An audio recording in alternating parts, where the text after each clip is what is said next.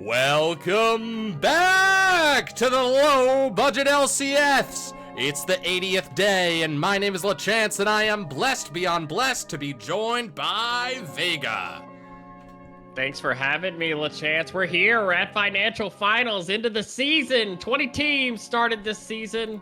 We got 8 into the playoffs, and 2 remain the top 2 seeds of Group B in Financial. Pretty hype matchup here. We've got a best of 5. And we've said if any group looked like it could go to 5 games, these 2 on paper look like 2 teams that are very evenly matched. Absolutely. And as you said, a best of 5. We've been doing best of 3s all season. But once a season, we like to flex our muscles, come out here, give you the whole opera, the whole kit and caboodle. We see people in the chat already. These teams, honestly, I didn't even say are. We are good to go.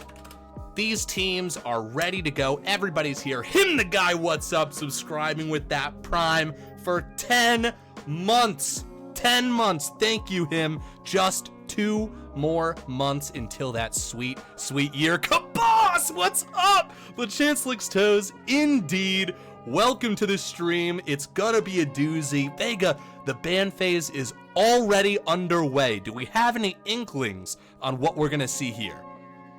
Well, they've already kind of started, but I was gonna say I expect some bot lane bans. There are 2 teams that frankly have pretty similar styles from someone who, had to coach against Project Volatility this year in the playoffs.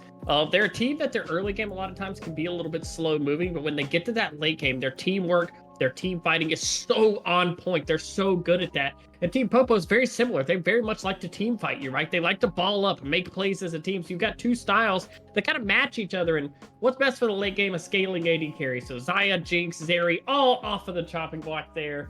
Curious what Popo will start their comp with here. There's a lot of AD carries that are still pretty good right now. Project Volatility on the red side will be able to answer. Truly music to my ears, hearing that 2 teams want to team fight. That's what I want in my heart of hearts. We got a Bard first pick. Throwing the gauntlet down. The Bard first pick. I can say I have not seen that yet this season. No. So, someone's a really good Bard to feel the confidence to say, yeah, let's go B1 Bard, throwing down the gauntlet, saying we don't care about counter picks, we don't care about any of that. The Poppy is locked in for Volatility, very strong pick. Could go jungle or top, or even support at times. There are rumblings of that being good at support. And I gotta say, when you see a champion pop up that you haven't seen a lot, the Jaws theme song starts to play in the back of your head, the fin starting to break the waves above the water, because they're picking this because they're good at it. The meta doesn't matter. It's just they're skilled at this champ. Yeah, and I think Bard is probably one of the best champions in the game. Oh, fuck yeah. Right? Absolutely. If you want to roam, you want to lane, you want to do it, he can kind of do it all, right? It's really just up to you and, what you land. And we do get a Sivir locked in with the Poppy. Speaking of scaling team fighting, we get a Vayne locked in. We got a Sivir Vayne matchup. Oh my God. Both teams ready for that late game fighting. It can't be Christmas. It's April. This is incredible. This is great. This is what I want. Oh, the Vi too. Very good. I like that. Into the Poppy. Cannot stop the R from Vi from getting onto a target there. All good picks so far. We'll see what Volatility wants to round out the first half of their comp with. It is hovering the Camille. Locked in is the Camille. Throwing down the gauntlet. I expect it to be top lane. Always Camille support is a possibility. But Deranged is a Camille player. Deranged likes those carry top laners, likes those ones that are going to be in the 4-1, right? Splitting, creating that pressure. We've seen them play the Fiora. We've seen them play things like the Gangplank, things like that. So I expect the Camille to be going there. 100%. We've got the Zillion getting banned out. Okay. Interesting. Not wanting to give them a mid laner there to pair with that Vayne that could give her even more strength. Totally. Absolutely. Tarek gone as well. Cactus OP asking who the junglers are right now. Now, do you mean the players or the champions? Because champions, we still got 2 more things to get locked in. Probably Vi. I'm assuming Vi is at least one of them. I've been wrong before, though. Yep, I will not assume. My Vi top lane goes hard. My full tank Vi top lane. Oh, hell yeah. Absolutely. So 2 big fists just duking it out. Yeah. First item, Frozen Heart. Deal no damage, but take no damage. Cactus has clarified it's the players. The two junglers, well, the jungler for Team Popo is Zagam, and the jungler for Project Volatility is the youngster Joey. Yeah. Two very esteemed junglers, very good. There's so many matchups in this final that I would circle as things to watch. Obviously, Salmon versus Brownie, two very good mid laners. But my eyes are going to be drawn to No Buff for You versus Deranged. Yes. I think that's going to be fireworks in the top lane. 100%. I think that's two players who very much want to scrap. And the early pick Camille makes me wonder what will Popo pick going to be. Do get a Zac here, which now you're... Okay, yeah, a lot of these champions can go a lot of places. Doesn't somebody have a Zac in a weird spot on that team? Or am I making that up? There may be a Zac support player on that team. Oh my god. A comp? Is it comp doing that? Listen, we will find out. They can't stop us from finding out eventually. Yeah, there is Val, NDX, NXE. Can't get all the letters right. But Zac, Poppy, and Camille all in the air. Now, yeah, there's going to be a lot of aerials in this game. Exactly. Okay, for Ramkata, we did say Poppy support when she was picked. Just so we did cover that basis to make sure we did say it is possible. She's very good support right now. Shen. I like that. I do also. If you have a champion that's constantly trying to pull you into the 4-1, Shen's one of the best 4-1 champions at like being able to force team fights. You have the Vi, you have the Bard, you have the ability to kind of force engage on the other team. You know, whenever the split push is getting set up and things like that, Shen is very good at protecting Vayne. Also, maybe your primary damage dealer here. Swain just trying to eat space in those team fights for. So Team Popo's comp I like a lot. We'll see. He's gonna be the victor. Good scaling, wave clear, a lot of good stuff in the mid lane there, and good range against the Swain. Both team comps pretty solid here. I do worry a little bit about the Poppy pick. There's not a lot of dashes to interrupt. I guess the Vi Q and Shin taunt. But we'll see how that works out. They do have really good late game though. Sivir, Victor, very strong in the late game. Absolutely. And right now, I am going to start a prediction because, folks, this is a best of 5. And that means there's going to be a lot of time to do some betting. You could lose your money, win your money, lose your money, win your money, lose your money. Exactly. Or in opposite, you could win 5 times. You could win all 5. Boy, if it's a game of 5, okay, the casino is open. Feel free to run on in, place your bets. You've got 5 minutes on the clock to bet. And now they're in the pick and miss. So you'll be able to see where these folks are going. I do like the wave clear out of Project Volatility a lot. Sivir and Victor very good at clearing waves, very good at if you're trying to set up Camille in 4-1, she should still win the 1v1 against Shin. Especially the later the game goes on. Yeah. And it's very hard to dive Sivir Victor, right? With a Poppy support. It's very hard to get, even if you get an R in, it's hard to follow that in on them. You drop the Gravity Well as Victor, you pop the ult to Sivir, she's got her spell shield, they clear waves extremely fast.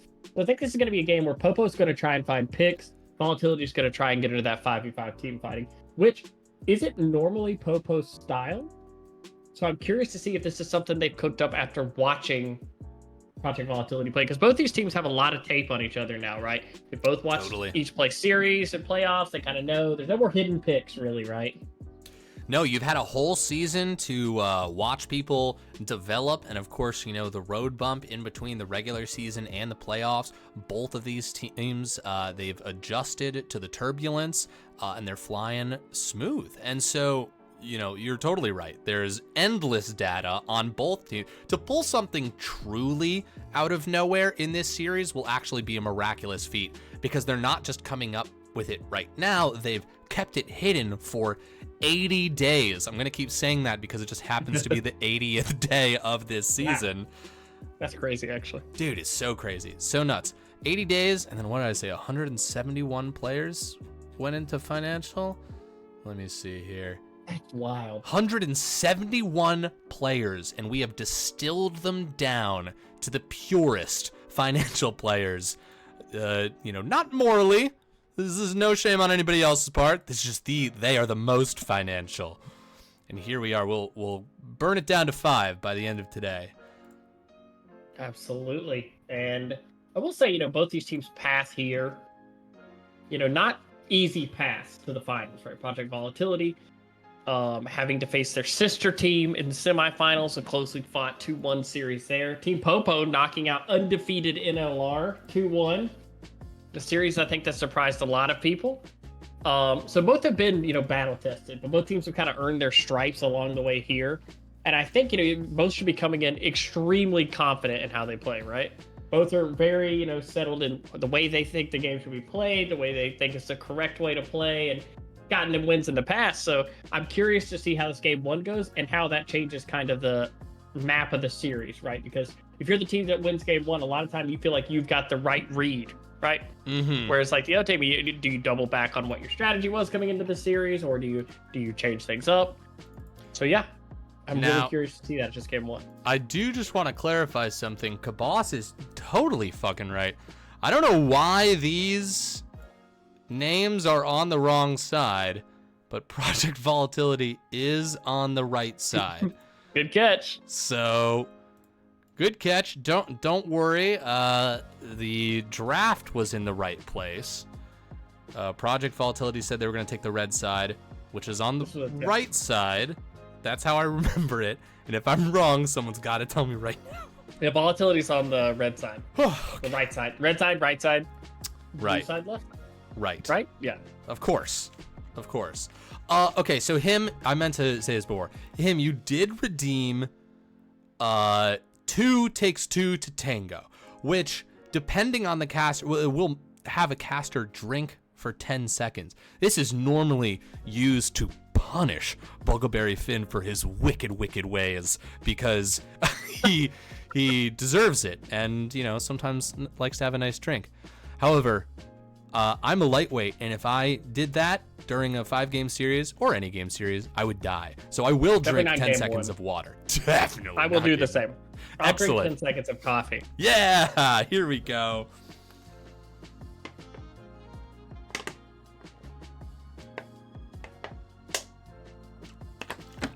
Are you happy, him? Are you happy, him? You bought 10 seconds of dead air. You bought 10 seconds of dead air for the people. But I am hydrated, so actually, I really appreciate that. I'm ready to go. Now you've shifted Vega into the next gear. Can't wait to give some true color commentary. Oh, shit. You've also been made the hunk Vega by Luffy. Oh, thank you, Luffy. Which is always, and I see Luffy also slipped in. I'm glad Legance is learning streaming. Hey, we just, we want everyone to feel welcome, and that, hey, this could be you one day. You could be putting the names in the wrong place, and it turns out okay. Yeah. Nothing bad happens. Thank you, Vega. That's exactly right. The goal is certainly by design so that everybody feels welcome. Exactly. Yeah. Now, him has redeemed a caster compliment. And did so sort of in the middle of me lambasting them for having us be quiet for 10 seconds. So let me start off by apologizing for that. God. See, I'm desperate to make all of these compliments as unique as possible, and I've just said so many good things about him, which are all true. They are, yes. And I mean, I really do keep going back to they're just general kindness and reaching out and just being a good community member. And I don't know, whenever I see him in the chat, I'm really, really happy to see them, and they're just so welcome in every single one of our productions. So thanks, him, for being part of the show. Also, because you and I, we're both thespians. You know what I mean? Of course. We both appreciate, commitment to a bit, commitment to something like that. And him's commitment to, it's almost like an alarm if the word him is said in any chat. That is so true. Wait, that's the real that's one. You're totally right. The commitment, the showing up immediately, within seconds of it. I'm like, where were you? And it's like it has like a if him is said in the chat that they're a member of. Immediately they get like a ping on their phone like, oh yeah, I'm here. Yes, no, it's very true. It's very, very, very true. I really appreciate the commitment to that bit. And it's been since the second that I have any memory of them. It was Me like, too. That is like my first memory. Yeah, by the way. Yes. Can you stream Oh, son of a bitch. Absolutely, of course. Of course. Every time I see someone else having trouble and you go in like, hey guys, you should try streaming in Discord, I'm like, wow, this is like my own personal compliment. It absolutely is so true. I minimized my screen. Does that work for you? It's perfect. It looks great. Oh, hell yeah. We are in it, folks. Game 1 of a best of 5. Team Popo versus Project Volatility. We are off to the races here. I mean, where do we even begin? What lane do we want to turn our attention to first, Vega? I'm really interested in kind of how the early top lane goes, right? Because Shin's Champion, if he gets a lead, can be very impressive with ult being able to go other places on the map. But if he's pressured, right? If the Camille gets an early lead, is able to push into tower, kind of keep Shin in the lane. Oh, nice early trading. Love that. Comp really looking for an angle right here, but taking a lot of damage and fights in the mid lane as well. Level 2 all over the place as fights burst up around the map. But no buff for you. Clearly not afraid of Derange. Knows who they're fighting against and knows that, listen, I think Deranged is a really hard player to play passively against. I feel like Deranged is so skilled at just like, breaking open your defenses. And I think kind of the key is to meet them head on. Very nice taunt away. Look at this charge up in the mid lane. Youngster Joey coming on in, but the Salmon burning a flash, but he's going to get pulled back. Look at that gravity well, but he's got help. He's got help coming over the wall. Do we have first blood here? Brownie flashing away. One more hit does it. And look at this. It's now a 2v1 as Youngster Joey flees, but he too is not alone as a comp shows up. That's a low health, but the flash, the headbutt, not quite into the wall. Salmon going solo, one more auto attack. There it is. Blood spilt on the rift, 1-1 across the board. And everybody is ready to fight today. Holy moly, I don't think it's ever more trading here onto the Bard. So they are going to handshake and go back to lanes here. But yeah, fireworks immediately. We talked about teams that like the team fight. We didn't say when they like the team fight. We're going to full on brawl in the Modside River at 3 minutes in the game. I will say probably for Team Popo, you're liking that. You get the first blood, the gold onto your jungler as opposed to the support there. But yeah, big plays there. Oh, was that? I think Zakam got it. Oh, I think I saw the plus 20 pop up. Yes. I loved that plan from Youngster Joey, though. Very sneaky. Absolutely. You only lose a couple seconds there. He goes right back to the camp on bot side. Nothing really lost there.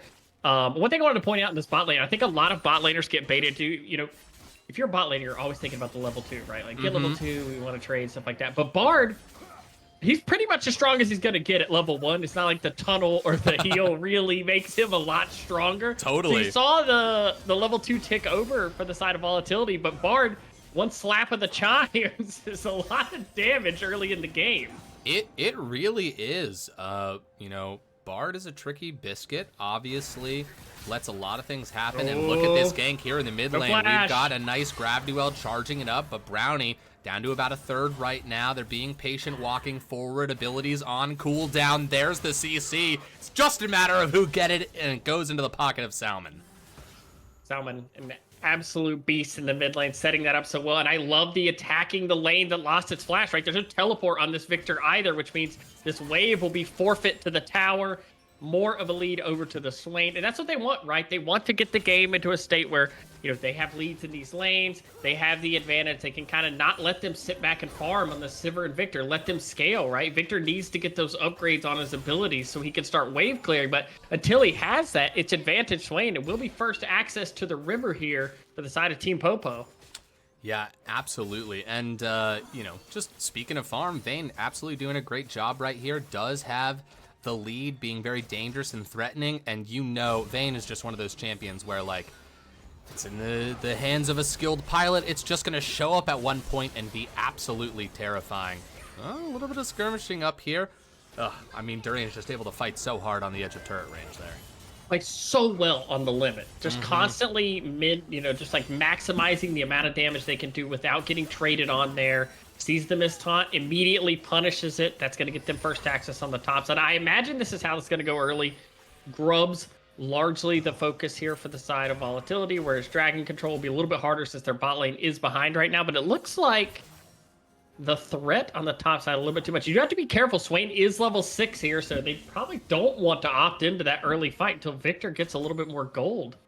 Yeah, I mean, early game, there's so much communication about grubs, where they're going to go, what objectives are we going to fight over, what are we going to trade, and we see Zach making that trade, jumping onto those dragons right there, but it's going to be dangerous. You talked about Vayne and Bard having a little bit of priority right here. They've been playing this lane very well, and in terms of health and mana, Team Popo's in the lead. They've got the Void Grubs. Will they turn to Dragon? Salmon actually just checked it with an ability. Camera doesn't want to show us this, but they are rotating down. Yeah, this isn't exactly done very fast. Solo by Zach. He has to leave, actually. Wow. Caught with their hand in the cookie jar. Absolutely. Huge play there from Team Popo, even though it's subtle, just stopping the trade. You see that so often in these games. One team gets the grubs, one team gets the dragon. Not this time. Instead, they're going to try and go for the kill as Chapados is in trouble, but the Flash tries to go for the tunnel, but he's not able to make it yet. Oh, he goes through and he brings friends. Bard trickery at its finest. And can they win? There's the exhaust going as well. The flash forward. The spell shield's not going to stop it as Long Cannons has them exactly where they want them. And the second kill going in the pocket of the Vayne, exactly where you don't want it. That's the #1 rule of Bardom. You never follow him through his tunnel. That's his home. It's a trap. Leads him right to a double kill onto the Vayne, who had the CS lead. They're going to be able to crash this wave also. This Vayne is large and in charge early in this game. And right now, pressure in the mid, pressure in the bot. I can't imagine that dragon is long for this world. What a heroic play by Chapados. You could see the struggle and the anxiety of, can I get to that tunnel? And he absolutely did. Fought through every little bit of CC, anything that could stop him, and he got through. He dies in the end, but he does the support's duty, setting his ADC up for some kills. And speaking of setup, we've got some right here. Look at that headbutt into the wall, but the Salmon gonna pop that ult. Chapados on the way to help his buddy out. Youngster Joey in some trouble. Can they actually get the kill? It's gonna be the passive pop. The Salmon's gonna get ticked down, actually. Gotta watch out for that ult as he walks up and an auto's gonna take him down. Brownie's gonna get that kill, and Youngster Joey actually gets out as his team defends his passive, and he makes it back alive. That was an absolutely wild play. Swain ult just not quite able to keep going through that. They do get the passive off Zach, but that's the value of the passive, right? Able to get out of that. They do pick up a much-needed kill, and Victor now having a kill, you get about 25 stacks onto your upgraded abilities for a kill, I believe. So that helps skyrocket what was lost earlier, right? All that farm you missed earlier that you're not able to get stacks on, that will help slingshot Victor back into this game, able to shove the wave in also. But Vi is on the bot side of the map now. This is a very strong Vayne right now. Has a completed tier 2 boots over the Sivir right now. That is huge. That's massive. Vayne, in theory, will be ripping through this Poppy, right? One of the things it brings on the table is, you know, it's a little bit tanky here. And now they're going to take that advantage they've got. Mid, bot, gonna rotate over, and this jungle is all but, or this dragon is all but certainly secured for Team Popo. Yeah, I think if you're on the side of Volatility right now, that you're not feeling horrible about this. Your top lane is kind of going how you would hope. You have the lead, and it's the first dragon at 9.5 minutes. Right. Which means you're not looking at Soul for a while now, right? You're not looking at Soul until about 29 minutes in the game. That is time for Victor and Sivir to scale. No need to panic right now. Even though there's a gold lead early, you can stand to bleed another dragon before you really need to, like, worry about those things, right?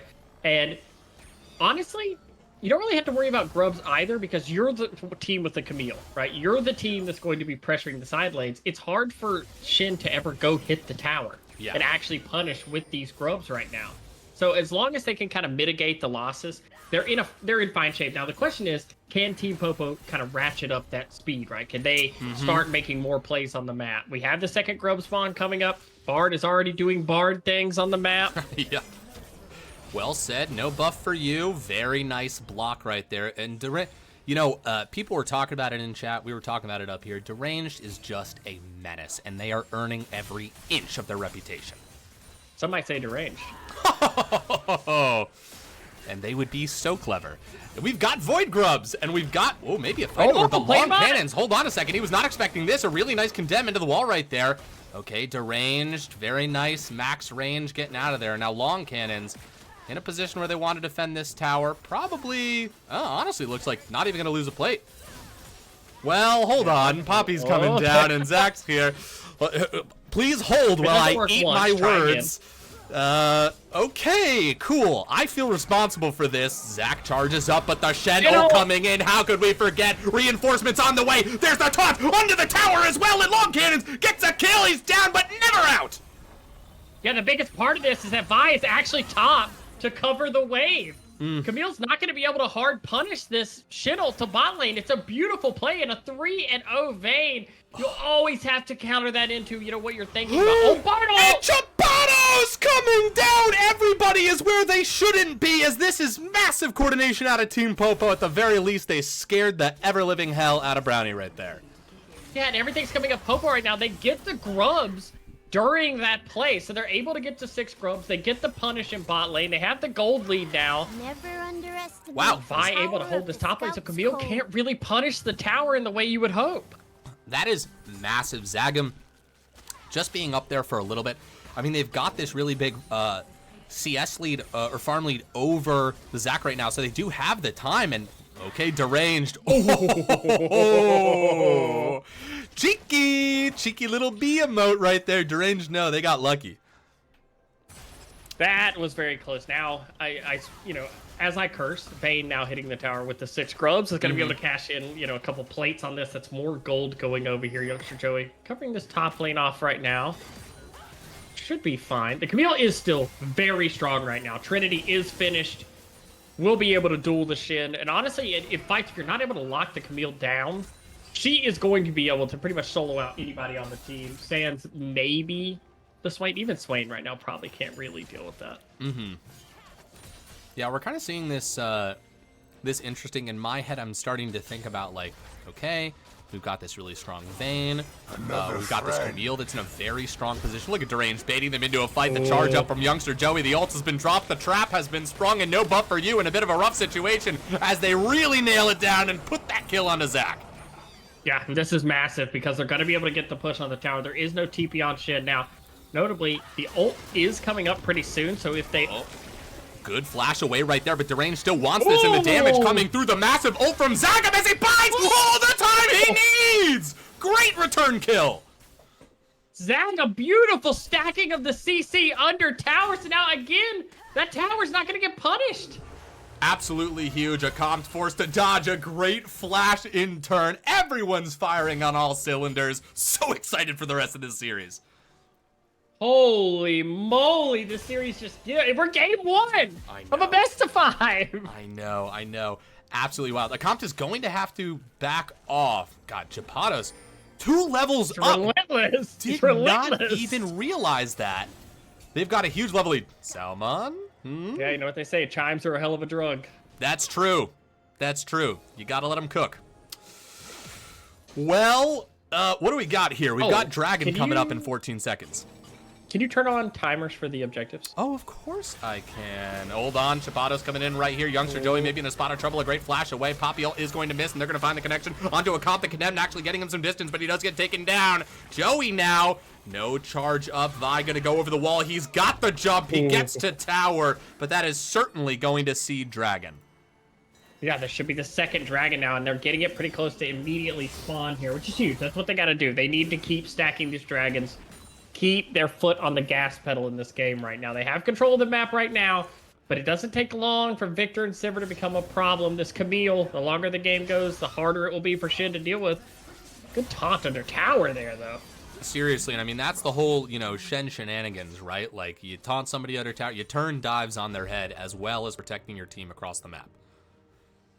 And it looks like they're looking at a play top, but sniffed out by Team Popo here. So, Brownie, okay, nice. Gravity Well protecting themselves. That's, you know, Gravity Well, it's such a, oh, this tower's going down, huh? A cool name for an ability. It is a cool name for an ability. You gotta love gravity-based abilities in general. I love it in Magic, you know, I love it, long cannons. in some trouble. The 1v2, a nice flash. The Ghost as well. They're going to try and kite their way out of this, turning the attention now to Ooh, Turtle. I don't know. Oh, just... Yeah, you gotta be careful. It's always Vayne moments where you're like, well, no, she's not CC'd, but... 100%. It's those moments where you have to ask yourself, am I in the middle of a YouTube highlight clip right now? Oh my god, he's got him! He's coming in! Chapados! The lone warrior protecting the tower, bringing Salmon as support here. Youngster Joey takes a tower shot. Turtle here as well. The flash forward, they go for it, but he's got the passive up. A comp going quite low, quite fast. Salmon ulting. They might have to leave the Zac to die right here. Yep, that's going to be him going down. Salmon gets the kill. Zagum takes the jump forward. Actually, now on the retreat, can they get in the tunnel? They absolutely do. God, I mean, how do you even place value on Chapados' Bard, right? This guy's doing everything. This is the first pick Bard. This is the throwing the gauntlet down. I want to play Bard and showing up on it. That's what you want to see in finals. Someone so confident they're like, just pick me the Bard. I'm gonna go off on the Bard. And so far in this game, it has been Bard play after Bard play, and oh my gosh, it's so crazy. The flash stun there, which ends up popping the Zac passive, but it still stuns the Poppy. Oh my gosh. Yes. No, absolutely. We're seeing, 100% of the champion being unlocked here by the player. Chapados themselves are the reason this Bard is so scary. Yeah, and right now I think if you're on the side of Team Volatility, I want to point out that a lot of Team Volatility's or Project Volatility's games look like this. This is how they go in the early game. I mentioned it in the pre-show. Their early laning phase isn't always very flashy. A lot of times they find themselves in deficits and stuff like that. But they're so good at playing the late game that they're in their comfort zone right now. They're like, okay, cool. Well, we're down 2,500 gold. Cool. All right, we've been here. We've been here multiple times in the playoffs. Totally. Youngster Joey gonna jump onto Salmon right here. He's gonna ult, maybe try and pull him back in, but the CC does not connect. And listen, that I think something that obviously it's all good and well to crush in games, but having experience not always being in the lead is actually kind of massive. And if they are able to, Youngster Joey being very cheeky. Whoa! Using the tower, did not expect that. Salmon's getting a shield, but Youngster Joey can feel great about themselves. That was a hilarious play. Uh-oh, there could be a counter The 1v2, here we go, once again, and they learn, but we've got to fight down in the bot lane as well as Brownie flashes forward, getting the kill onto Salmon. Now it's a 2v3 as Youngster Joey says bye-bye, folks. And look at that, Deranged gets the kill onto Long Cannons, 2 for 2 across the map, but what an insane series of plays that led to it. Yeah, Deranged gets the shutdown on that Camille of all that Vayne gold. That is going to be huge for them.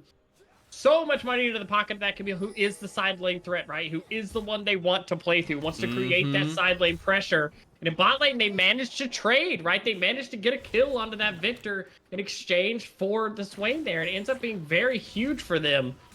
This next objective fight around either Dragon or Baron is going to be massive. Absolutely. What it is. Both teams hitting those power spikes now. And listen, Kabos called it out. He was like, listen, 2K, 2 dragons down. I need some Camille magic. There's your magic, my friend. Although they did say hoping that Camille and Vayne are never on the same screen. They were, but it worked out in your favor. Arc935, Camille, $1 million turbo economy. I just like that is all in caps. Let me just say that. It made me very happy. That's beautiful. Okay, 43 we just seconds. See Vayne hit 2 items. That is huge. Vayne is on 2 items now. Has a big power spike, has the Trinity finished now. It's going to be very strong in these fights. Does not have the flash, waiting for the flash to come up now. This next fight, more than likely going to be around Dragon, I would have to guess. We see Camille already making a move to the bot side. We're going to look for a play, it seems like. Yeah, absolutely. Salmon in some trouble right here. Gravity, goes down, and that's the key. Everybody starting to walk forward. The charge is going to happen. A good flash from Salmon. CC misses from Youngster Joey. Crucial. We know Youngster Joey will use the tower as the other target to pull you in. So if that connected, they would have been long gone.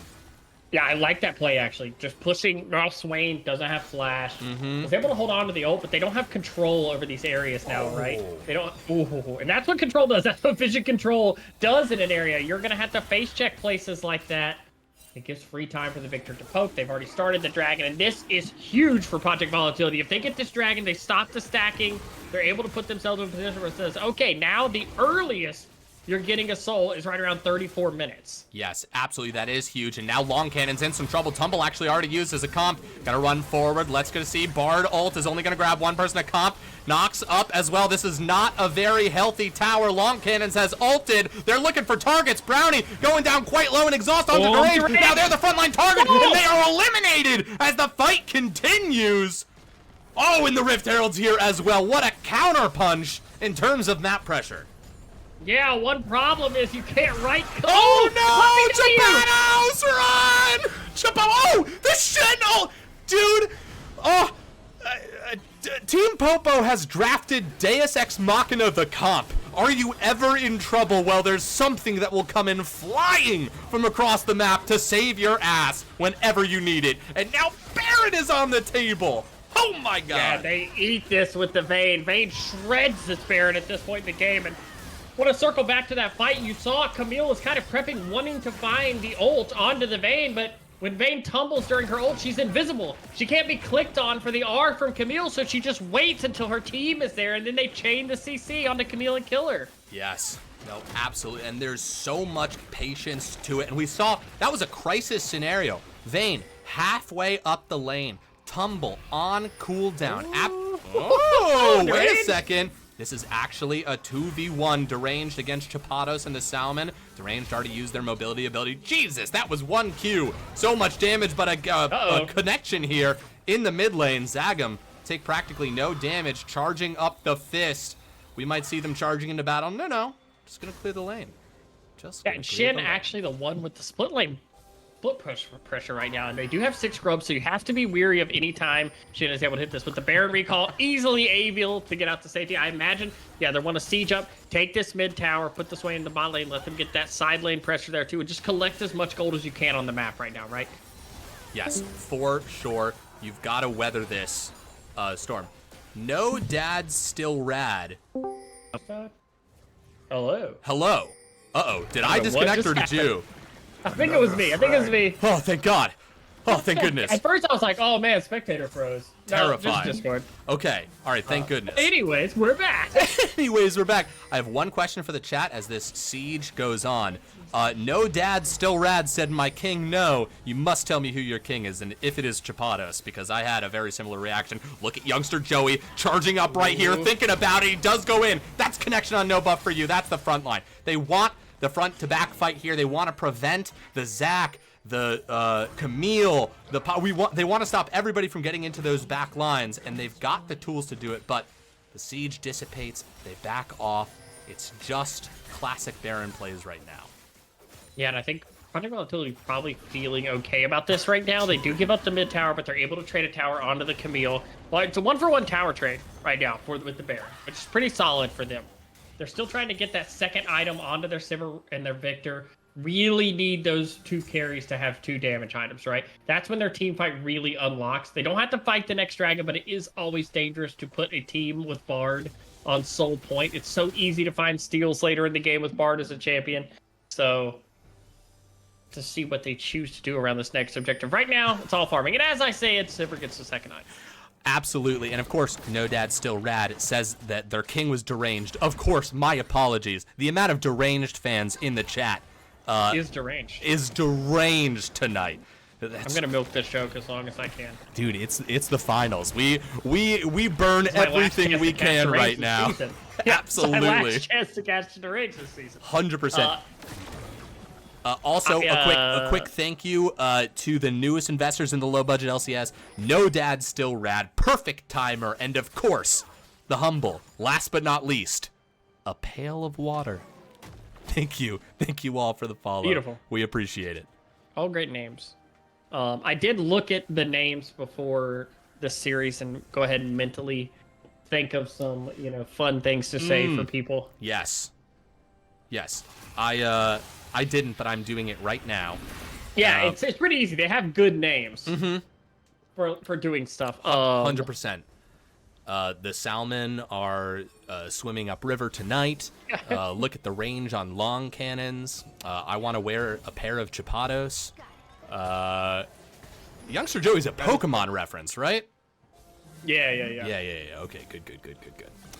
Well, a little bit of calm here in this game right now, as there's just been 25 minutes of nonstop action, and it looks like this dragon, Caster Curse works every time. Deranged gets engaged on right here, going to dash out. Ooh. Peace again, but it is a false peace, for this fight is destined to come. As fight lines are being drawn, Shen in the top lane, exactly where they should be. Youngster Joey taking 3 hits from that Vayne, so much damage. Hex Dragon deciding who to hit. It's so angry. They've come into its home. Salmon on the front line. Chapados looking for an angle. They get the stun onto Youngster Joey. Gonna be taking a lot of damage. That Zac with the passive is still there. Red turret gets destroyed. Who got the dragon? Looks like it's 2-2 as the fight bursts off right here. And that is going to be Exhaust going down onto Long Cannons, and the Shadow comes onto them as well. An absolutely massive Bardo locks up so many members. And now Vayne Long Cannons, so with such little health, popping off the backline. That's a double kill. Turtle now trying to find safety, but they are cut down. Oh my god, Vayne also died. I did not see how that happened, but Brownie on the run gets taken down by the Vi. Akamt is next to fall, and such a bloody fight. 7 members die, but 5 of them for Project Volatility as the rest push down the mid lane. That fight was insane. I don't think either jungler got the dragon. I'm pretty sure Zac passive got popped, and then his team gets the dragon, but ultimately it's Popo who win the fight. They get the push. They've got 6 grubs. They've got so much pressure they can put on the map right now, and that Bard ult in that fight to reset the battle lines, so huge. It looked like that fight was going so far in the way of Project Volatility, and all of a sudden the Bard ult onto 4 members resets fight. We've got a TP coming in. Absolutely deranged here! You will not be able to teleport in peace. This fight is not done. Youngster Joey coming in too, as is everyone else. Teleports abound as the rest of Project Volatility wants revenge. They are not giving up right here. Deranged and Youngster Joey, 2 targets, knocking them up. Here it is. Salmon gets taken out. No buff for you. The next target. Oh, can he get out? Probably not. They will get him in the end. The shutdown going to Sivir into Baron. They will never give up. Project Volatility creating chaos and taking every advantage they can from it.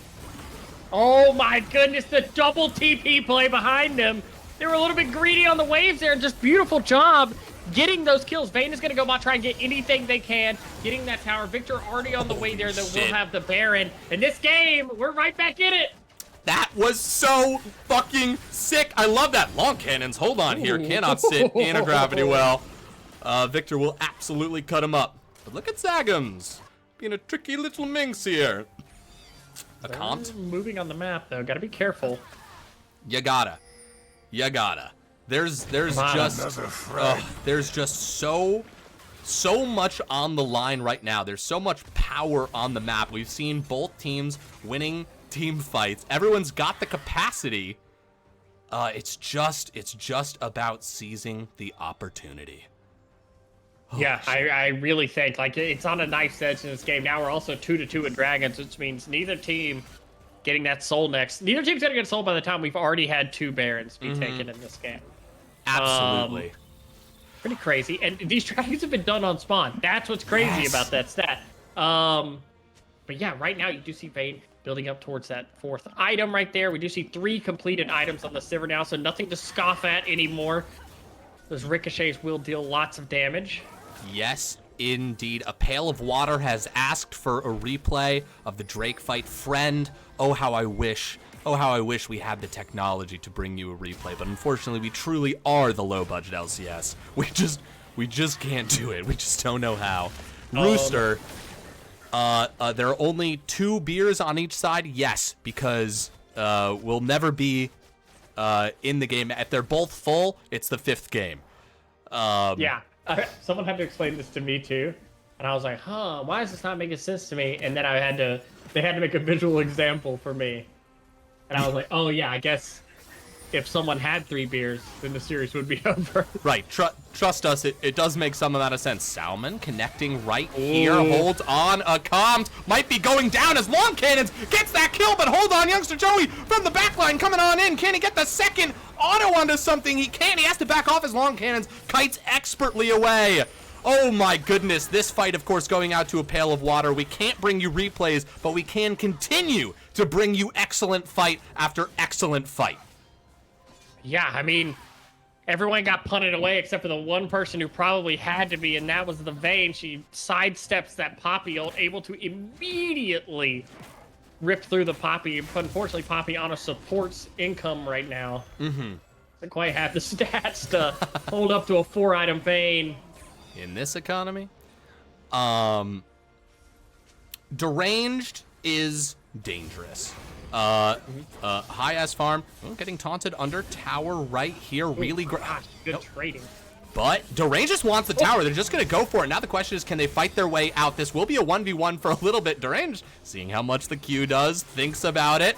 We've got more fights coming to you across the map as Chapados takes, the tunnel taken by youngster Joey. No. Long cannons though here, and there's the flash away. Immediately regretting it the second they go in the tunnel, and the dragon is being started up because it's spawned, and so they must fight for it right away. Teleport coming in, a full health Deranged. They've got the ignite as well. Dragon down to half health. Zagam charging up. Can they save him? Long cannons going in now. Great guard ult. What will happen? Who will get it? The health bar. Blue Nexus. They get it. Blue team gets the kill, and the fight pops off. Deranged taking out Long cannons. The next to fall right here as the fight is still continuing. Salmon saves themselves by going golden, and youngster Joey in the backline with very little health as, oh my god, Salmon actually gets out a huge flash. They're going to focus on the Zac passive as, who is that down there? No buff for you, gets taken down.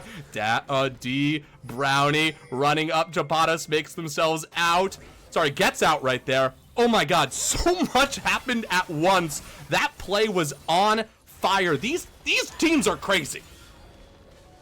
Holy moly, these fights. And I'll tell you what, if Team Popo gets out of this game, Chapados on this Bard has been insane in this game. These Bard ults to reset fights are so good. That Dragon's almost completely gone to Project Volatility, but the Bard ult stalls just enough time for Shin to join, get the taunt off, then get the smite on the Dragon. Now they're on Soul Point. The gold lead doesn't really matter anymore at this point. It's so close. Right. But holy moly, somehow people are coming out of that fight with their subs. I'm looking around, I'm like, oh, not as much use as I thought it was. The fight was so instant. Yeah, absolutely wild. And you're right on them. Oh, God. This is just the worst thing. One of the worst things the client does. I guess we should be grateful that we're able to watch at all. Okay. Oh, that's true. Don't jinx us. Yes. Sorry.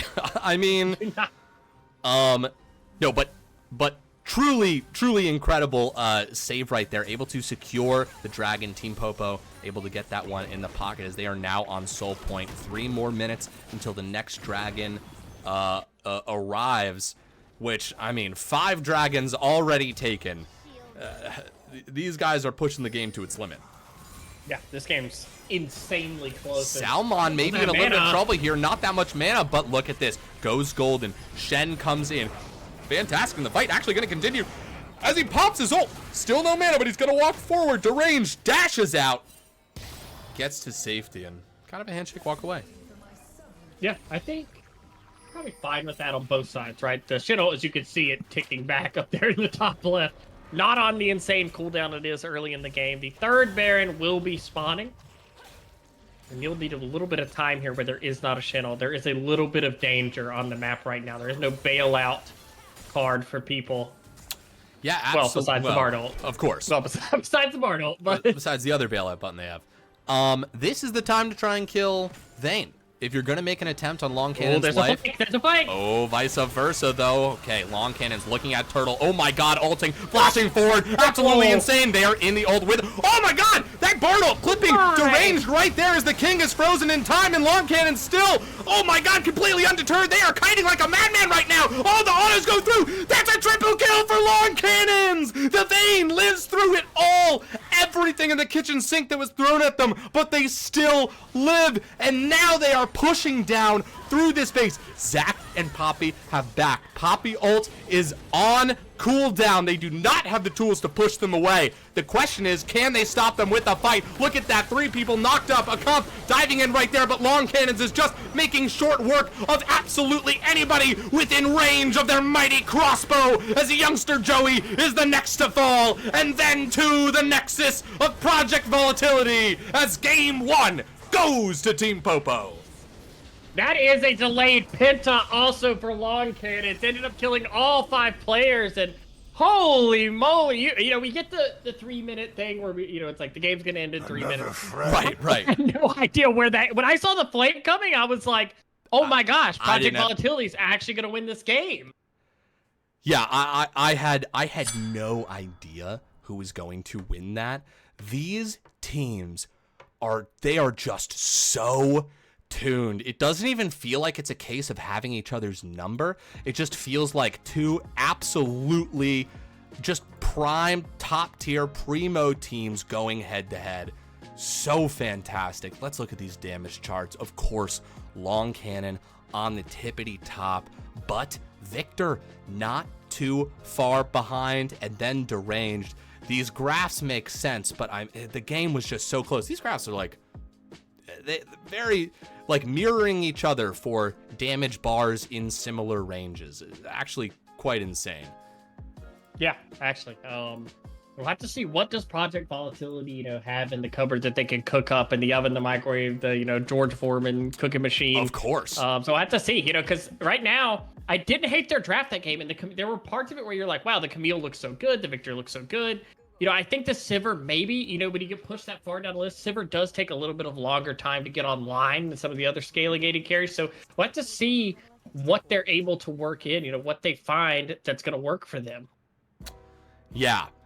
I mean, so for those of you just tuning in, perhaps maybe Shaco_24 or Cyclone Ninja, the newest investors of the low budget LCS. If you're just tuning into the LBLCS, the way the whole G-dang thing operates is 8 weeks of a regular season, then you've got playoffs, and everything up till right now is a best of 3, and the finals are a best of 5, a completely different beast. It is a marathon. Game 1 right here, they are setting tempo. A story is being built. A mini meta within this series is being built, and it is all going to rely on the counterpunch right now, how these teams fess up and feel each other out, and what they bring to the draft. What do you think the adjustments should be, Vega, off of this? I mean, champion-wise, is there anything that could be? Both teams played so well. I genuinely am curious what Popo will do, how the bans will shift also, because they are going same sides this game, so luckily you don't have to change anything. It's a beautiful day. But I'm curious about if they still go with the early Poppy, because it seems like that's something Popo has kind of scouted out. They were like, we're fine with picking the Bard into the Poppy. We're not going to pick any of these huge dash champions that are worried about it as much. I'm also curious if I really didn't dislike Volatility's comp. It just felt like in the game, a couple of big plays. I would be surprised to see a Bard ban, because Bard was so influential on that game. Yeah. So many team fights around Dragon, so many fights around objectives, where Bard's able to kind of bail that out. And now I feel like, the Camille was fine. I feel like the Victor was fine. They had that really early, gank mid that really set the Victor behind. But outside of that, the play was fine on it, right? And you see late in game what Victor can do. It's just so slippery in these fights with a Shin and a Bard protecting it. But I don't know if you're looking at the spectate or the draft link right now, but no hesitation. Vayne ban. Oh yeah, Vayne is just gone. Kidding. These guys are in fact ripping through the bans right now. They do seem to know what they do not want to see. It's gotta be Jinx. Okay, that means Nocturne is left available for Team Popo. That was banned in game 1. Okay. I was like, surely Jinx isn't the one. I'm pleading to every team who hasn't played yet, guys, stop leaving Jinx up for everyone. Yes. Okay, I've casted get that enough shit Jinx out of now. there. It's okay. Let's see something else. Yes. For sure.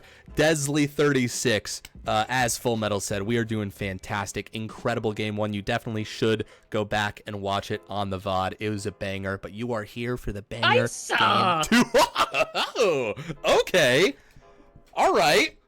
I'm pretty happy with that. I like that. Yeah, I think that's awesome. I am so hyped about them. Popo just throwing the gauntlet down there. We're going to feel like, you know what? Okay, we're fine with playing this. We showed nothing in our previous content make you think we would play this. Now the Poppy is a little bit higher value. It's probably a little bit better into the Kaisa than it was last game, and the Sivir locked in again. Which I don't hate. I don't like. No, it worked for them. We didn't hate their draft. So, like, it really just feels like a couple of big plays around the Bard and things like that to really change that game. Now Bard, not as insane with Kaisa. I mean, I wouldn't be surprised to see it get picked again. but see what they have. Okay. Yeah. Yeah, there it is. You leave the Bard. The Bard's going to get picked. If Chapadas has the opportunity to play this Bard, it seems like why would you not pull the trigger on that? Okay, Salmon posted a meme in Copy Pastas that is actually hilarious. Oh, shit. It's one of the funniest post-game memes I have seen posted. I gotta check this out. Wait, this is a great reminder. If you want to join the Low Budget LCS Discord, there's a link somewhere. The season's ending, so you'd sort of be joining just to hang with everyone. I think we're doing a TFT season in between seasons. Yeah, the Milkmaticians will be in that. Oh my god, so good, such a good name, such a good name. Also, him, I saw you mocking me for my laugh, and it really hurt my feelings.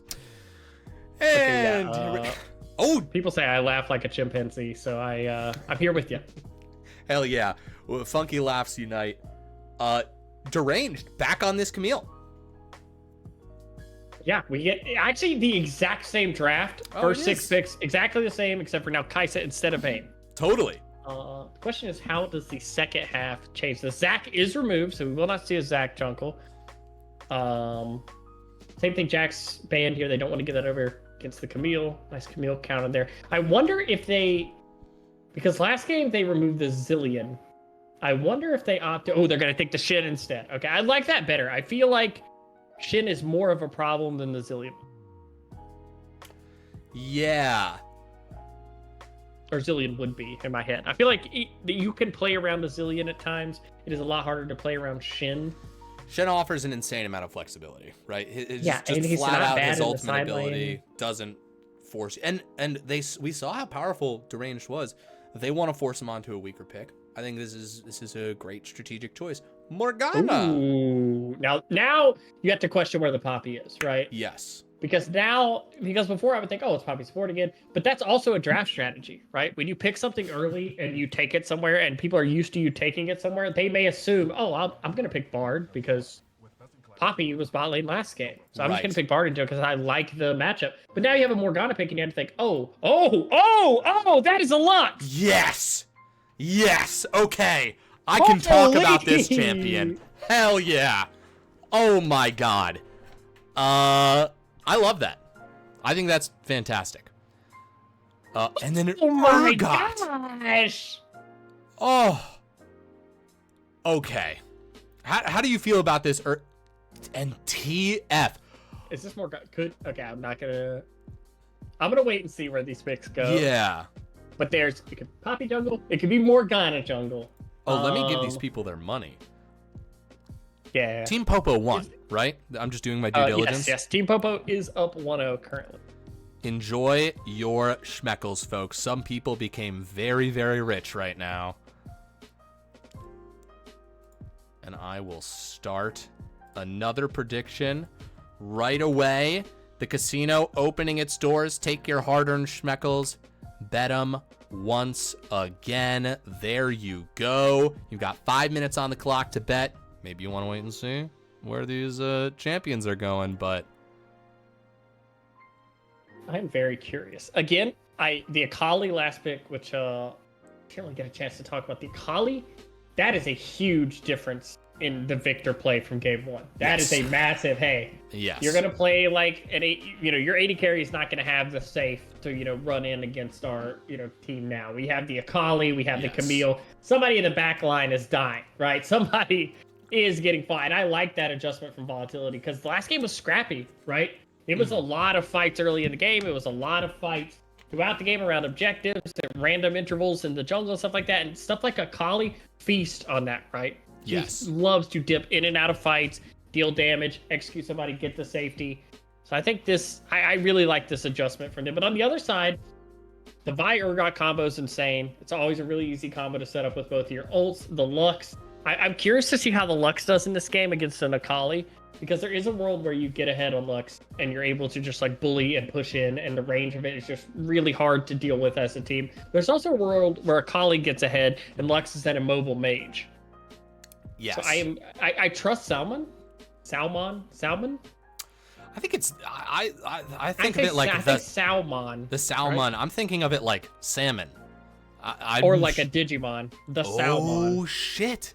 Or like a Digimon. You're absolutely right.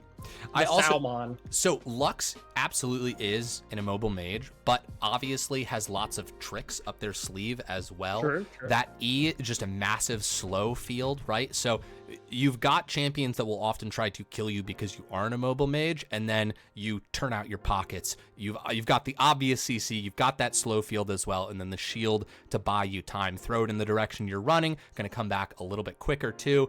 Like it is gonna be like some trouble for them, but I love it. I'm a big fan. I'm a Lux guy. I like seeing things like this get picked, right? I like when, we see different comps come out, see different things get picked. And we saw the Bard last game. Travados is very good at saving carries. Mm-hmm. And when you pick something like Lux into something like a Kali Camille, Bardo can be one of the best tools in the game. Yes. At being able to be like, okay, we're going to Bardo our Lux. We're going to have 2 seconds here where our whole team gets to set up to peel for our carry. Totally. No dads, still rad, subbing with the Prime. You are rad indeed, here to support your king, deranged in the toppest of lanes. High on up there. We will see how they do this game. The Blink Root, waiter, more points for Popo betters, please. Yes, indeed. We'll see. We'll see how this game 2 goes. Right now, betting is pretty even, actually. Faith, relatively strong in both of these teams. I guess when betting is even, you're able to double. This is hard for me. How do odds work here? Oh yeah, what do you do here? Also, I'm going to run and grab a notebook real quick because I don't have a pen and paper in my hand, and that's driving me crazy. Yep, go ahead. I will entertain the chat. Chat, what are we thinking here? Which comp are we liking? Give me a 1 in the chat if you like Team Popo, 2 in the chat if you like Project Volatility's chances in this game. We're going to get a 2 or we're going to go to 1 and 1. 3, thank you, Him the Guy. 2 for Loki, thank you. Oh, I'm seeing a couple 2s here. Okay, Zelius. Oh, Zelius is too smart for me. I can't decipher this. Lots of Volatility believers here. Wait, him. Yeah, you're letting me. Lots of 2s. There's no Popo believers in the chat. Where's my Popo fandom? I think Popo's the name of the panda in Thank you. There we go. Let's go. Okay, there we go. That's what we wanted. What just happened? That's fair, Loki. That's fair. I was just polling chat on who they thought had the better draft, and then I critiqued them on not voting Popo. Nice. And then they said, Peggy, you didn't ask us who we were rooting for. You asked us who had the better draft. It's like, that's fair. That's a fair point. That's a fair point. I respect fans like that. Yeah, that's a fair point. 100%. Who do you think has the better draft here? Have you already said that? Agree. I do like Project. Well, okay. So here's what's tough for me. So when you're judging, if nameplates were off and you just showed me the 2 drafts, I would probably lean towards Project Volatility. But having seen the Bard and the Vi play, then you're kind of like, oh well, Team Popo's Bard I probably value higher than I would just like any Bard, right? So I'm kind of like, I don't really like giving the Bard back over. So I'm closer. I would probably say like 55-45 towards Project Volatility. Absolutely. Okay, hold on a second. Did I just hear the is it still streaming for you on Discord? It is not. That is what I thought I heard. Okay, one second. Pardon. That's okay. All of these things. Discord only updated 3 times today, so. Oh, did it? I don't know if maybe in the. I only know because I went out of my way. Like, I'm gonna click the update button since I'm not in a call. I'll just go ahead and do that. I'll knock that out. And then I got another one, and I was like, oh, okay, that's kind of weird. And then I got another one. Yep, well, you know. There we go. That's Discord for you. Well, it's actually in Discord. Okay. We are streaming. It is good? It is good. You're good. We're here. Good. Perfect. Excellent. Ooh. So, okay, so this is a little sneaky little trap that they pulled last time. Oh, by the way, Youngster Joey is on the Poppy. It is support Morgana. Oh, shit! Nice! Okay. He's a flex. I like that a lot. I like that flex a lot. I do too. The question is, will anyone actually poke their heads in a place that it shouldn't? We haven't really seen anything too aggressive. We've seen these great traps, but they've been defensive traps. I feel like normally you see more aggressive plays when the series is 1-1. Yes. Like level ones, because then you're like, okay, hey, we won a game. If we mess up a level 1, it's not the end of the series. Right.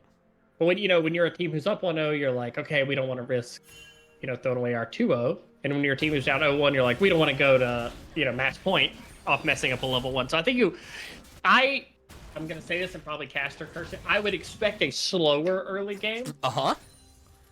Knowing full well that probably will not happen. Mm-hmm. But I expect every objective fight to be as explosive as last game. Yeah.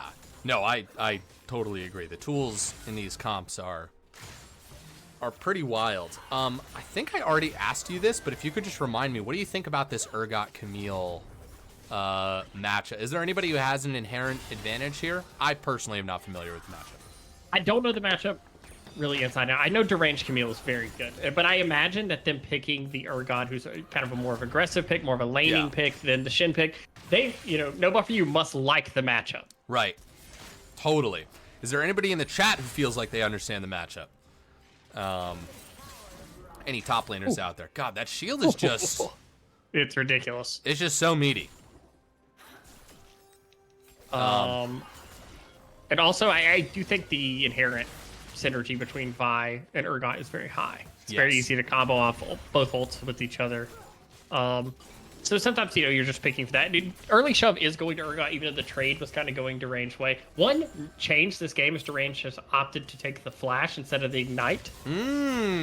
So less of the 1v1 power. Oh, hold on here. Oh. Deranged does get the shield right here. I thought the turret was going to be going on to No Buff For You, but instead it was hitting that cannon minion right there. No Buff For You has the CS lead right now. They're comfortably pushing up in lane, and Poppy's on the bottom side of the map, so Urgot's not going to be punished for this overextension. In fact, Vi in the neighborhood in case there's an opportunity. Yeah, and I like this. They push together to get the vision tried, just in case there is a Poppy waiting. That way no one has to face check that bush alone. They have early vision on the top side of the map. They are going to get the early scuttle. I imagine top side of the map's where most of the fireworks are going to happen as far as lanes go early. The Lux Akali matchup, Lux could be punishing early. Lots of, damage at range there. Akali will look to trade in spurts, and meanwhile top lane, got two very volatile champions. Yes, absolutely. Deranged, nice, getting that shield right there, but oh my god, the punchback range is going to go back in, though. Someone's going to die here. That's a flash away, and first blood goes to the Urgot. Massive positioning off of that flash. Well done to No Buff. Holy, we just said the most volatile matchup is top lane, and right on cue, first blood to the top lane. No Buff For You says, hey, I want to be known as the carry top laner in this series. Seriously. Binding, landing onto a comp right there. Youngster Joey just headbutting himself into lane. Wanted to say hi to Long Cannons. I get it. They're going to become quite close with each other as this series goes on. Yeah, and we see a little bit of the issue with the Morgana Poppy picks. They're really good disengaged picks, right? They're really good at playing when the enemy team is engaging into you, but setting up a gate can be hard. It really is. Oh, never mind. Hold on. Chapado's back on his old tricks right here. A great flash from Turtle. Spell immune. The binding lands onto a comp. Oh, flashes away. Will the auto do it? They will not. Chapado's is going to take a little bit of damage, but will get out of there. Great play on both sides. That was great setup for a gank and a really skilled escape as well. Going to take some damage. Chapado's just in the mid lane now. This guy's up to his old tricks. Yeah, and I mean, we said it, the disengage is where they're best, and you can see kind of the ability to live. The spell shield makes it so hard to make plays onto this bot lane, right? You have spell shield on Sivir, you have spell shield that Morgana can give out. You essentially have 2 spells of yours that aren't going to be landing. Mm-hmm. Absolutely. Nice. The Salmon just going to clear that wave with the ult, get it back off. Poppy's running around the side, though. They do get that back off. And a comp here in the mid lane as well. This is almost certainly a Grubs play. Oh, potentially. So Turtle's here in the mid lane, too. Do we think this is a full lane swap right now? It's possible. I have seen teams do this. I guess it's safe to share now about scrims. I've seen several teams do this where it is for grub prio, but also if you're wanting to just contest every step on the map. In the top lane, no buff for you. In a little bit of trouble, youngster Joey, so good. But there's the binding. This is everything. The only question is who gets the kill. It will be deranged. Beautiful setup from Project Volatility. Yeah, that's really nice. They're stuck in the bot lane, though. They are punishing this Akali for being in the 2v1 right now. And this is what you got to do, right? You got to push this wave in. You got to punish as much as you can. Luck's actually doing a pretty good job because they're roaming over for this Grubs and they've brought the bot lane over to it. Is going to be able to push that mid lane in. So Lux is not going to be denied in the same way that Akali is. Mm-hmm. Absolutely. Ooh, Salmon. Had to be careful. These guys, only level 4 in the mid lane, but more than enough. Oh, look at that. That's going to be the full combo. Oh. Can't quite get the kill right there. Will take some damage, but honestly, with the shields, is going to be able to walk out. That was great, though. Lots of damage on the Morgana. Absolutely, and that's what Lux can do, right? Lux does not care about your spell shield very much. If she ever gets a Q onto you, she will eat through that in a hurry. And right now, early pressure going the way of Team Popo, but as far as gold and objectives go, pretty solid right now. Volatility. They're able to get Grubs in this game, which they weren't able to do in last game. And even though they give over the early dragon by swapping it out, it's not really a big deal. Akali doesn't really mind being behind a little bit of CS as long as she's not denied the experience. Oh, no buff for you going in. They want revenge. Deranged will take the ticket out, and now youngster Joey just walking on through as Zagam shows up. Honestly, pretty lucky there for Joey that the fight didn't start in earnest before Zagam showed up. Yeah, and good coverage from both junglers there. It looked like there might be fireworks in the top lane. No buffer, you're able to push the wave in, and also Deranged able to safely farm this under the tower. The question will be, does anything come of this kerfuffle in the jungle up here? They do have youngster Joey is potentially on the menu as the ult goes through, and there's the connection, and there's the ult from the Salmon. We just talked about Lux's ability to dish out the damage, and we see it on display right away. Yeah, and that's huge right there. They kill the jungler. They get that kill onto their Lux, who they want to be that orbital ion cannon in the late game, right?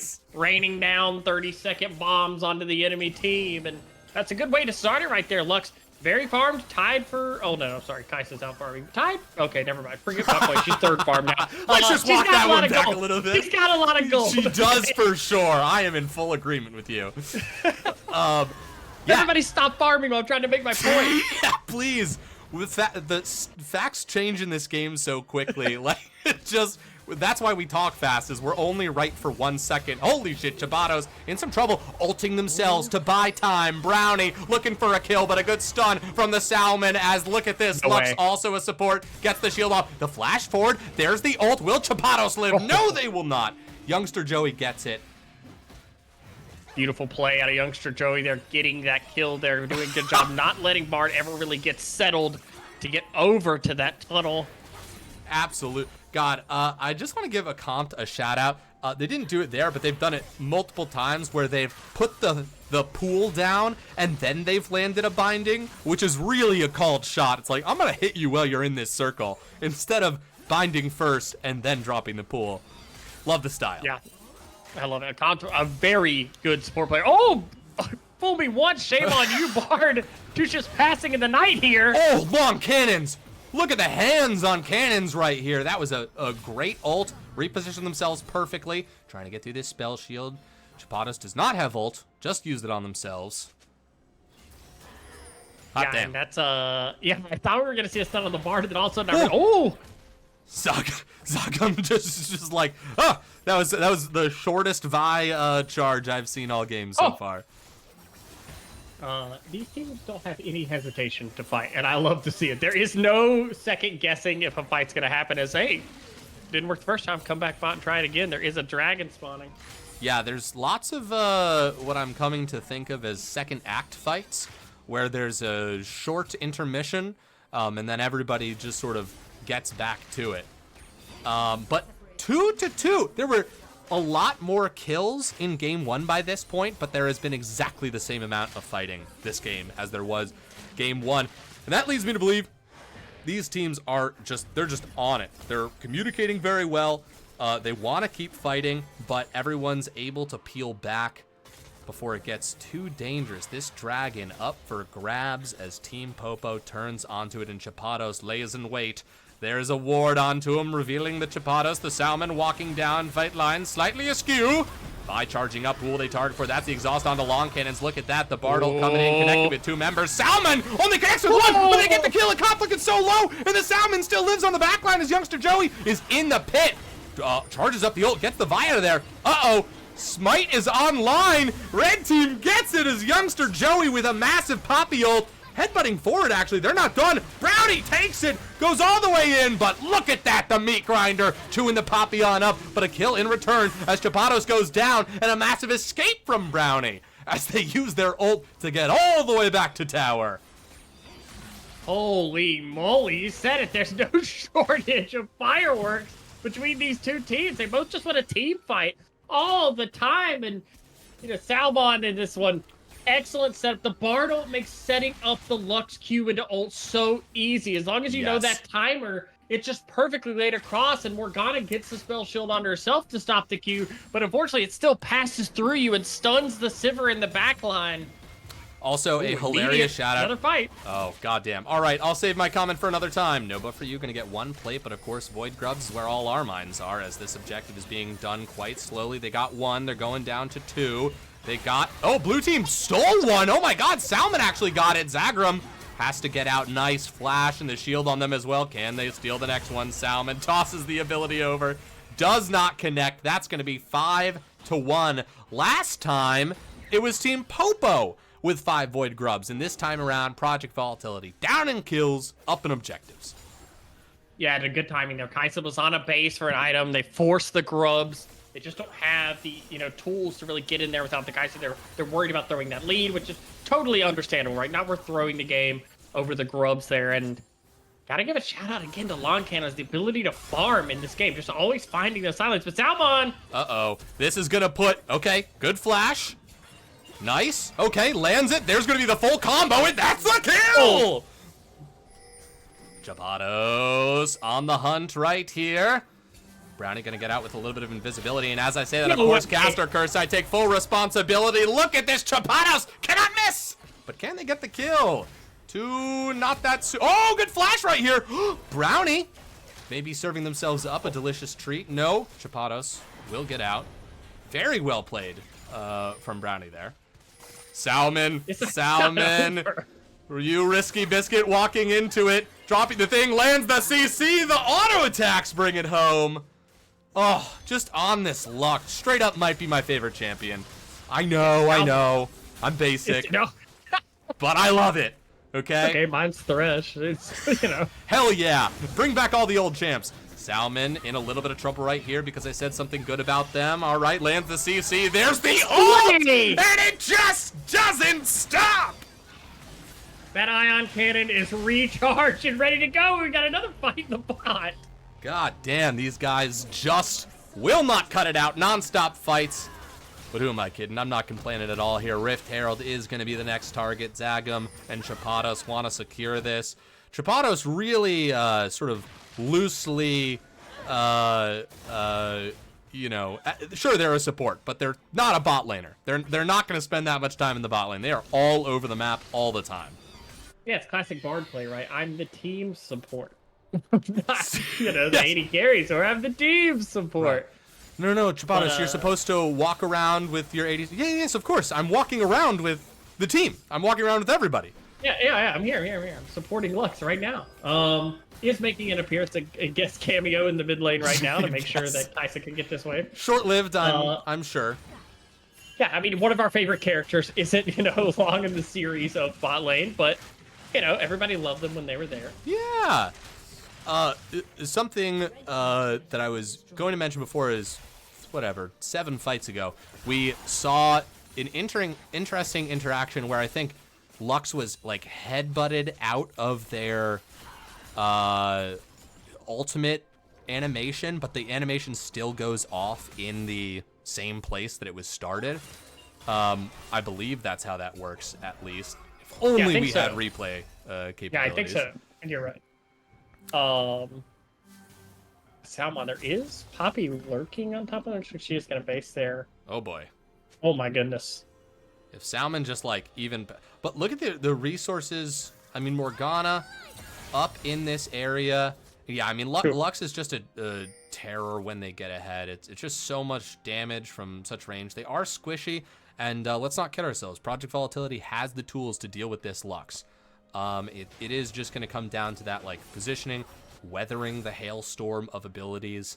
And they're going to come back down to this mid lane.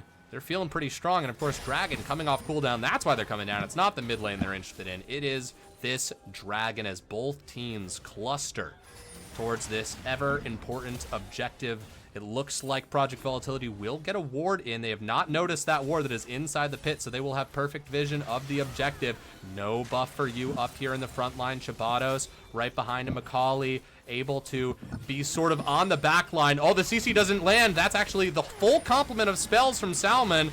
Okay, hold on. That's Poppy all pushing them away. And now the dive into the back line as Brownie's going to go on to Zagam right here. That's going to be the CC. 2 members hit by the ult from Lux right there as Brownie dashing back in. Long Cannon's ulting forward as well, trying to get these kills, but no one's going down on the side of Project Volatility. Youngster Joey, the first to fall, but the Dragon still lives. Zagam is back with the smite after being knocked so far away. A teleport coming through. You better finish that objective off, and they do. 2 dragons to 1, but will it be worth it if they all get clean swept right here? Brownie has to back off, but Deranged has no such inclinations as they dash in with the spell shield and then dash out. That was the second act of that fight right there, as both teams finally go their own way. Unless this ult connects. Jeez. Oh, sorry for having an opinion for 1 second. God damn. Fully evolved into Whalemon now. This is loads of damage in the fight. I think only 1 rotation of spells actually hit champions, and they instantly all went to half health. Yeah. Now, there was a little bit of interesting anti-synergy for a moment where the Bard ult connected with a lot of people, and Lux ult went across over it. Still hit 2 targets. But, yeah, I mean, that's just hashtag Bard things, Yeah, I think right now, I mean, if we're taking kind of stock in the game, the fights are explosive. It seems crazy. It seems like a lot's happening. But really, at the game state, it is in favor of Team Popo right now. They do have a Dragon lead. They do have a little bit of a gold lead, but it's definitely not anything outside of, we saw last game, Project Volatility can definitely claw back into a game very fast, right? They're a very explosive team. And we're in a similar situation, right? Just bad luck. Youngster Joey goes over the wall just as everyone's coming around the corner right there, and that's going to be all the CC in the world landing. Salmon goes godlike with a 7th kill of the game. Yeah, that is just poor luck there to be walking into that, to just be hex flashing over as 2 people walk up to cover the top lane, but Popo never misses chances to punish. In terms of the spread of where the gold is, most of the lead is on that Lux. Right, You're in this interesting situation. I mean, it's getting a little bit further right now, but if you can take out that 1 power play, you're actually looking pretty hot. And look, okay, Lux clicks on Rift Herald, realizes if I go in, I will die, and I will give shutdown gold to them, and takes the Rift Herald in the opposite direction. Big respect. I would have died there. Big respect on that one. Yeah, me too. I would have been like, well, this is what it is. Yeah, as if you had no choice but to ram the Rift Herald. I guess I'm going head first. Into the tower. But yeah, like you were saying, I mean, they have the Camille, they have the Akali, right? They have these tools that when you have all your gold on a single target, they have the tools to go attack that target. 2v1, no buff for you is on the hunt right now. If they can get one person in their ult, they'll be able to do it, but that is going to be a great pick for Project Volatility. Yeah, but the Baron started up. There's no TP on this Camille. Yes, indeed. This is the call you want to make when there's something across the map happening, but Project Volatility is well informed and on the way. I don't think they're doing it fast enough as they turn now onto Brownie, and just everything's going to go onto that Akali. They get him. Youngster Joey is here, and with this Poppy ult, does connect the Chapados. A mutual CCing, and the flash forward as Salmon is legendary this game. Yeah, Salmon is feeling it right now. Absolutely insane play there, and they use the Baron almost as a global taunt. They are going to get it, but also just able to pick up those little pick kills around it. That's so huge, right? Because now there's no trade on the map, right? There is the mid tower that does go down. They're going to get the Baron, more than likely going to be able to trade this back for the mid tower of their own, and a Dragon a minute and a half away. They will have Baron for that Dragon. Absolutely, and this, it's extremely good that Project Volatility got all those Void Grubs, because those early actions are preventing what would be sort of like steamrolling down these towers right now. They don't need... Are those penguins? Are Bard's Charms penguins in this snow version? Yeah, yes they are. God, that's so cute. It's very good. All right. It's like the Heimer turrets in his snow skin. Are his turrets penguins? They're little, like, I gotta get more skins, guys. Piloting, like, little turrets. Well, that's nice. He's got a they're very cute. Little army going on there. Dragon is up in 30 seconds.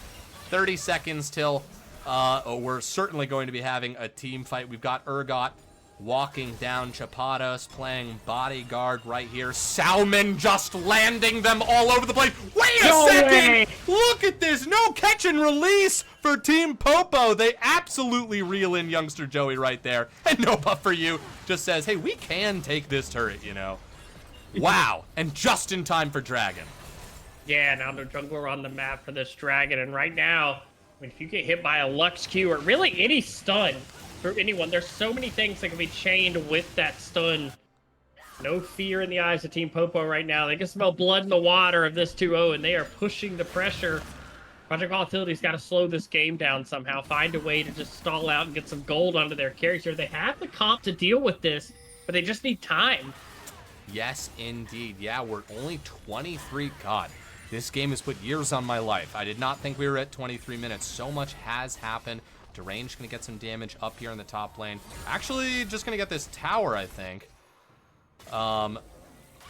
Okay, junglers meet not two ships in the night. Long Cannon's coming in too. God, so much damage and execution in the jungle here. And now they're going to push on in with this Baron empowered lane in the bot lane here. Very nice coordination, good rotation around. The Salmon in the top lane, Long Cannon's mid. The question is, can they pick that Kai'Sa? I saw a ping going on to him, but the call has been made just to back. They need people to defend this base. GG goes down Turtle. so fast. Wow, they've got the damage for it. That turret just gone right now. A comp is back. Deranged is backing right now. A binding does land, but that inhib is going to go down. Brownie's in position as well. It's just a question of, do they have a front line? Can they find someone who's going to go in? That's a teleport coming in. Deranged is on the side right here as Zagam goes in, and they are using their base very well. Look at that. Chapados is actually going to be stopped as Youngster Joey goes through first, and Deranged has actually found them way to the back line. Long Cannon and Zagam in some trouble as Chapados is going to get cut down here as Youngster Joey just needs one more auto, and now Long Cannon's left alone in the bot lane. A double kill for Deranged to flash forward. If there was ever a time to use your summoner spells, now is the time as another shutdown is picked up and collected for Project Volatility. They will never give up. This team does not give a shit about gold. They will play until the Nexus is in flames. Yeah, beautiful. We've seen 2 games in a row, these TP plays late in the game where it looks like they're falling behind, that things are, in a rough spot. They're able to make these TP plays that just turn things around there, and right like that, a lot of gold over to them. Will they try and punish this Lux? Oh, that's the thing. Salmon just losing double buffs, but they are so spiky, so dangerous. The Salmon is the last bastion of confidence for Team Popo, right? They have not fallen They have not even, I guess they've come close once or twice, but I mean, let's be real. This Lux is flashing forward at this point to get kills. Yeah, absolutely. And right now, a base is very important to get off for Project Volatility. They got a lot of gold off that play in their pockets. They see the light, right? They see like, hey, if we execute correctly, we have the tools to win a fight on them. And now there's no objective up on the top side yet. They do have time that they can farm these super minions in the bot lane, springboard back some EXP and gold there. Meanwhile, it's just what does Popo do on the map while that's happening, right? How do they leverage that pressure in the bot lane into more gold? Yeah, absolutely. And Project Volatility just has to remind themselves, like, okay, we got to win off of that fight. That does not mean we're in the lead. But, of course, as is with all games of League of Legends, when you are behind, you are stuck between a rock and a hard place. You do need the game to slow down. You do need more gold, but you will inherently have to take some risks because you cannot let your opponents do whatever they want, especially not when they're on Soul, especially not when Baron is coming up in 50 seconds. So I do believe they will show up to one of these objectives and really just try and cause a kerfuffle as, deranged. A PowerPoint of the team, but the tunnel's gonna go through. Chapados coming through, getting that CC. They go on to Salmon. They want the assassination, but do they have the damage? They do not. Another shutdown. The ult is dropped. A Compt falls as well as Long Cannons gets the kills. And 25 seconds until Baron is a possibility for Team Popo. Yeah, just like that beautiful punish in the top lane. They see him out of, place just for a second there. Beautiful punish. They have such high range in this comp to join fights, right? The Bard ult, the Vi ult, the Lux ult, the Kai'Sa ult. There's so many tools here. Oh, Chapados going around, does not connect with the tower though, so that will be, Youngster Joey knocking them out as well. Project Turtle flashing away, trying to survive against no buff for you as they are still going to fall to the shotgun knees. And now the tower is the only one left alive on the side of Project Volatility as they too fall. Now it's up to a Compt to try and clear this wave. To support Morgana, though. They've got a little bit of it, but Long Cannons wants to go in. Brownie, though, can they respond? In kind deranged is back up. Getting some CC off. They are going to dive forward. A Compt almost gets taken out by the Lux Laser. They want to just have them leave after this inhib falls. It does look like that is what's going to happen. What an angle on that tunnel. Well done, Chapados, once again. There. Seriously, and Dragon is up in 10 seconds. They are just sort of... They actually could do Baron if they wanted to, but it seems like they want Soul. Yeah, I think mostly I agree with this play. I think valuing Soul over. Oh, Salmon backs away from deranged right there. Nice use of the blast on it right there. That's gonna be Vi ult being used, and they go for it. Salmon still a legend here. 10, 0, and 7 on this Lux. Unkillable, unbowed, unbent, unbroken. Long Cannons walking around right here. Massive shield onto no buff for you. Akali in the mist. Oh my god, but the CC over the wall and it's still going. Can't they get the kill and flash away? But look at that Youngster Joey slamming them against the wall right there. Hellpar going so low, but so many shields coming through. That's going to be the Bard ult. They will keep Salmon alive. He is their totem of success. And now the fight pops off in earnest as Youngster Joey goes down. Look at that. The next one being chewed up by no buff for you. Dragon shall be Team Popo's today. Holy moly, Salmon lives that fight. 10-0-9 on the Lux, and Long Cannon says, I got you in game 1 if you got me in game 2, Salmon. And Salmon right now is putting on a performance that looked like it was finally going to be the angle that the Lux would get picked off, but they just come together as a team so well to peel and make sure that she gets out. Right now, that is Soul, Ocean Soul. Makes it so much harder to assassinate, and Baron is up on the map. Absolutely. Honestly, right now, I feel like killing Lux is more about sending a message than getting the gold at this point. I would agree with that. Salmon getting away with a deathless game here. And I mean, you really saw the team lay themselves out on the ground for that fight to keep Salmon alive. I mean...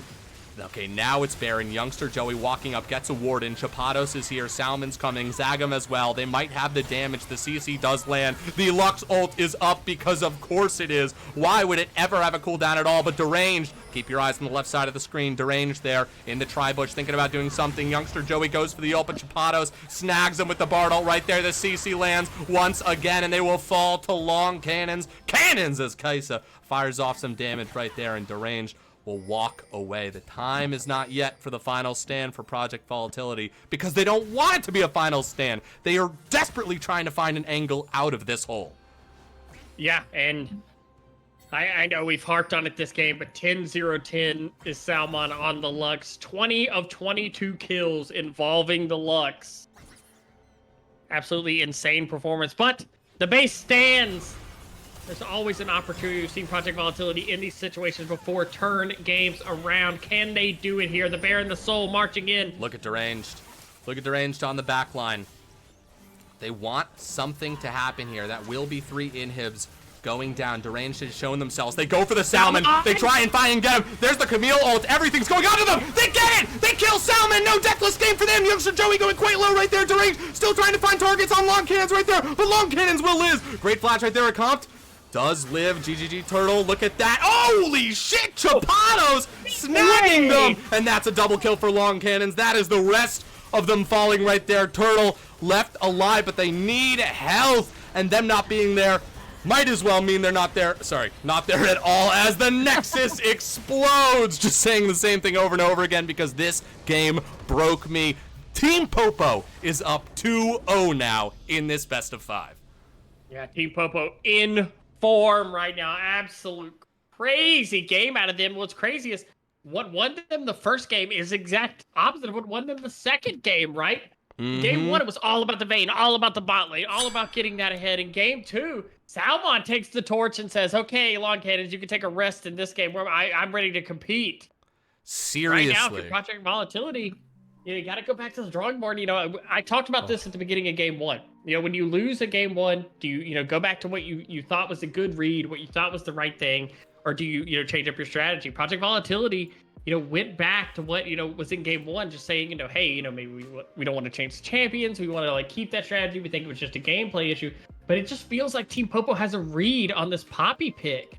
Yeah, no, absolutely they do. And I do think now is the time for variation. And it looks like we're going to get a little bit of that already as the teams are going to switch sides this time. But Vega, was the Lux even on the radar? Was that part of the bans before, or did this just show up and make a scene? I think it's definitely just showing up. I don't think anybody, you may see it in solo queue, but even if you're scouting, you're usually like, okay, well, Lux isn't played in competitive a lot. I doubt we're going to see that. And they even had the counter pick for it. They picked Akali into the Lux. The Lux was blinded. And I think it's just purely they played around it so well. The picks that are with it go so well with it, right? Vi is so good with it. The Urgot is so good with this. The Bard, so much setup for the pick that I honestly think for Team Popo, it's less about their draft and more about just the way they're playing their champions together. Yeah, no, absolutely. The communication, the coordination, there's just so much going on here. And Team Popo is just firing, again, on all cylinders. Hot damn. This Game 3, the pattern, if Project Volatility is able to rip Game 3 away, I always have a theory, which is that if you are up 2 games, you lose Game 3, the team that wins Game 3 will win the series. I do think we could have a reverse sweep on here if they start in their hands, if they get momentum back. Once again, this is a best of 5, and this is one of the twists and turns of a best of 5 is, if they can just get through, Team Popo in one game and know, yes, we can do it. We can win a game. The rest could be history. We'll see. I don't know. Reverse sweep. There we go. The SKT theory. It's happened so much. I used to think reverse sweeping is such an anomaly. It doesn't happen, blah, blah, blah. But it does happen actually more than you think it would. More than, you think it would, because teams, a lot of times when you're up 2-0, if you drop a game, a little bit of that anxiety, kind of seeps in, right? Mm-hmm. Hey, let's not take our foot off the pedal, guys. We gave a game up, but the team who wins that game gets the confidence. They're okay, yeah, we can win. Like you were saying, they all of a sudden, are invigorated with we can beat these guys. Okay, we needed to maybe change our strategy up to adjust what we were doing, but I think for both these teams right now, the most important thing is that you just reset your mind, right? It's a best of 1 for both teams right now. Yes. Project Volatility's goal is win 1 game, get back in the series. And for Team Popo, it's 1 game to a championship, right? It's 1 more game to win and, get your name etched forever into the Discord of LBLCS. Yes, absolutely. Of course, to reiterate the stakes that are being played for. This is for Discord roles, the Discord tags that will be given to you. And I mean, let's be real. It's a goal worth killing for. And that's why we're all here. A quick thank you to our most recent investor in the low budget LCS, team_KNG_. Thank you so much for your follow. It happened in the middle of a very exciting game, and I hope that we can bring you even more exciting games, because not only do we have this finals, we have the economy finals on Friday. Next week, we're going to be bringing the commercial finals to you as well. And there are some potentially up in the air plans about the executive finals. They will exist. Holy shit, Queso Loco, proving indeed they are loco, gifting a bunch of subs. Forsaken Mythos, Lampy Lamp Live, Take a Luke, Kitty Man, Sean the First. Congrats on your subs. And Loco, thank you so much. Hey, I stayed at TwitchCon with that guy. Oh, really? Thanks, Queso. Yeah, Queso's awesome. Absolutely great human being. Oh, that's lovely. Wonderful person to be around. Always shows up for anything that I'm doing. A really, really absolutely wonderful human being. Shucks, thank you, Queso. And we are in draft. We are popping off right now. As the Vayne, the Zeri, we got a lot of stuff going. I'm curious if Team Popo opts to ban the Jinx, because they've been on blue side 2 games. You don't have to ban the Jinx. So the Bard is banned. Yep. Get rid of it. Get rid of it. I want to see more of it, and that's a good reason that nobody should see more of it right now, because Chapados has earned that ban. Yeah, absolutely. And you see the Wukong Jinx is available, and there it is. You leave the Jinx up, the Jinx will be picked. Yep. Going to Project Volatility. You said it before. Strongest ADC right now. You need something like this, and I think that Jinx is really going to pop off, especially with how much freaking team fighting there's been. I mean, Jinx will find an angle, and Turtle's been playing great. There's just been insane shit going on. There's the Nocturne. I do like Jinx. I think Jinx is just the strictly better version of Sivir, right? Same late game scaling, but she has a little bit more agency early. The ult is hugely impactful since it's an execute. And also, you always worry, you just get one kill and Jinx gets excited and a fight can turn. But the Nocturne that was banned in game 1 paired up with the Kai'Sa in game 2, picking the dive. If you pick a Jinx, you better believe there's going to be people trying to kill that Jinx. We've got 2 of them already picked for the side of Popo. Ooh, sorry. A little bit of a burp there. I imagine Project Volatility is going to lock in protection for this Jinx. I think, and speak of it, one of the best protection champions in the game. Taric being hovered now. That is locked in. That does give Jinx a lot of that ability in fights. Free hit, the ult. The second you see the Nocturnal, you're able to pop that Taric ult in the late game. Make sure that Jinx is protected, able to hit in these fights. But what will they pair with it, right? You usually want somebody who can go in, kind of carry that Taric E.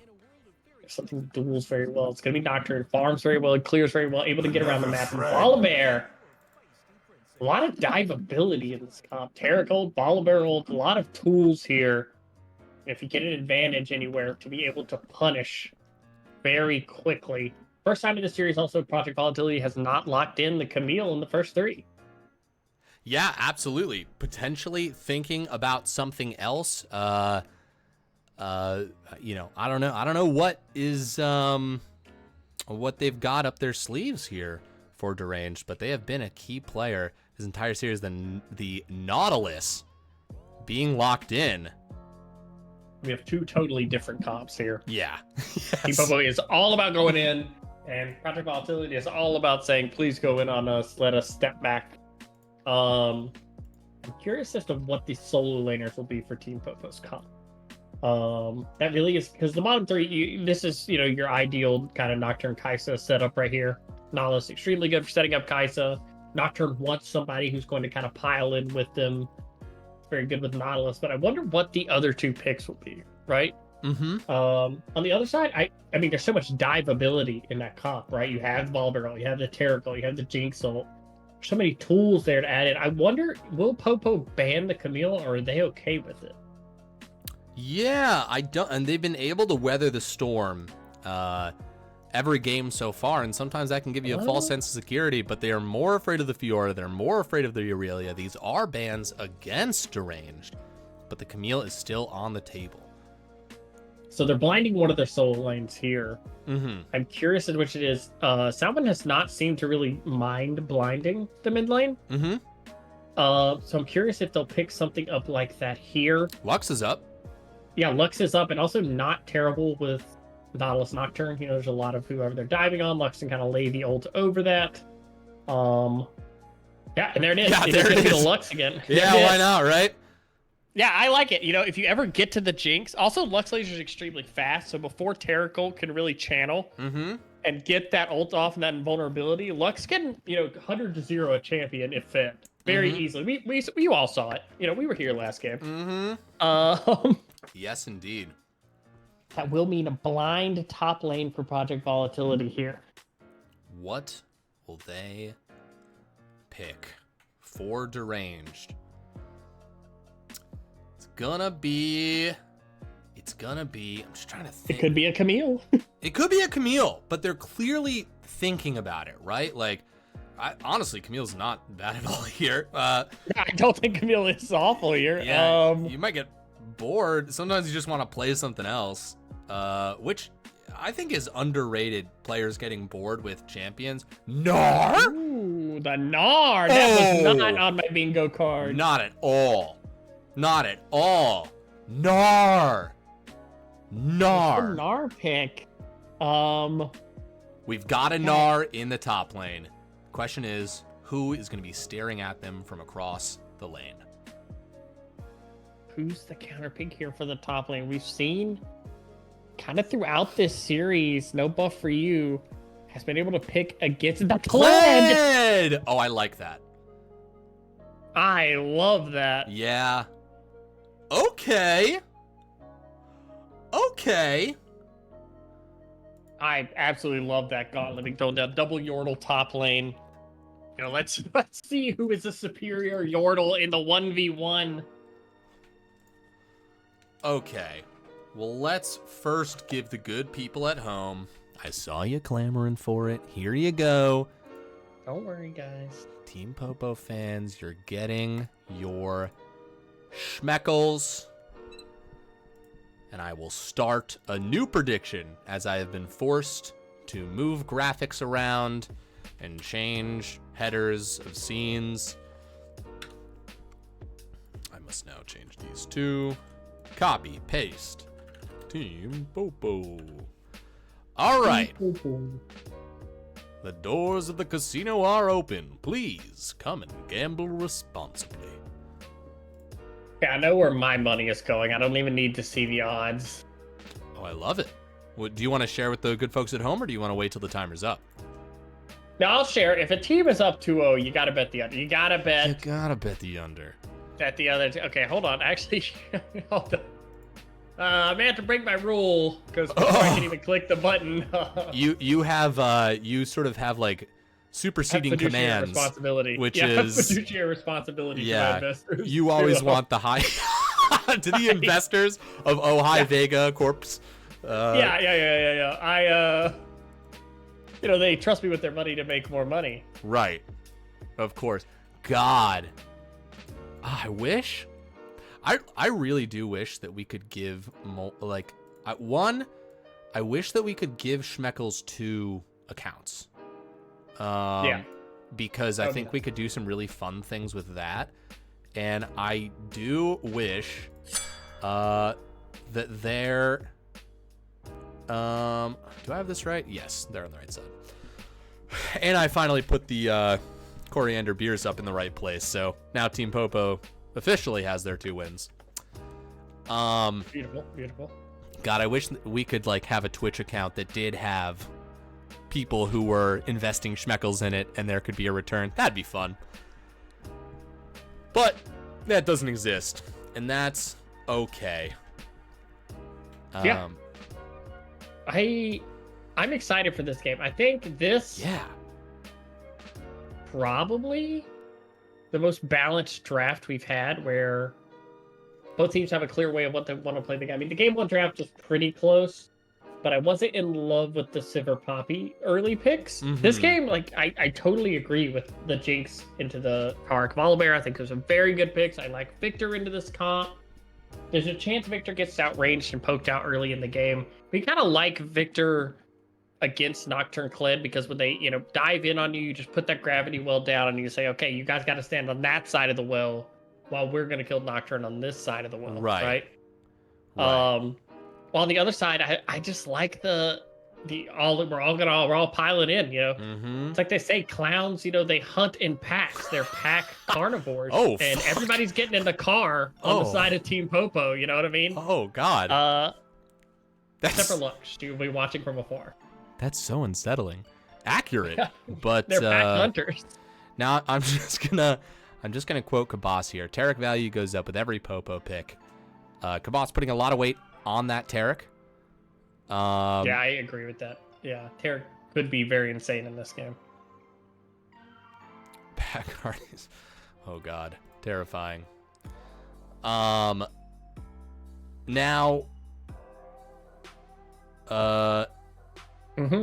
Do we know if Deranged has a lot of history on Gnar right here? Was this a personal pick? Do we think this was a composition pick?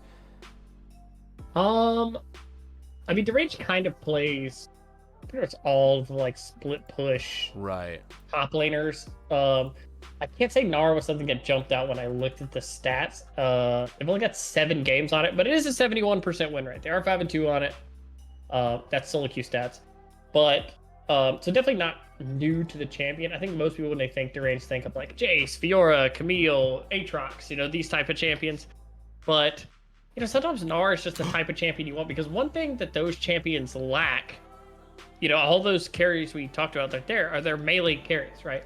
When they get a lead, sometimes it can still be hard to take tower because you're unable to auto from range. You're unable to safely walk up and just hit a tower. Gnar doesn't really have that same problem, right? He can harass you out in lane. He can walk up to your tower. He can get autos. Now, Kled will be strange, because Kled, if you don't play against Kled a lot, Kled's trading pattern is very weird, and it's really easy to get baited into his remount if you're all inning it. Right.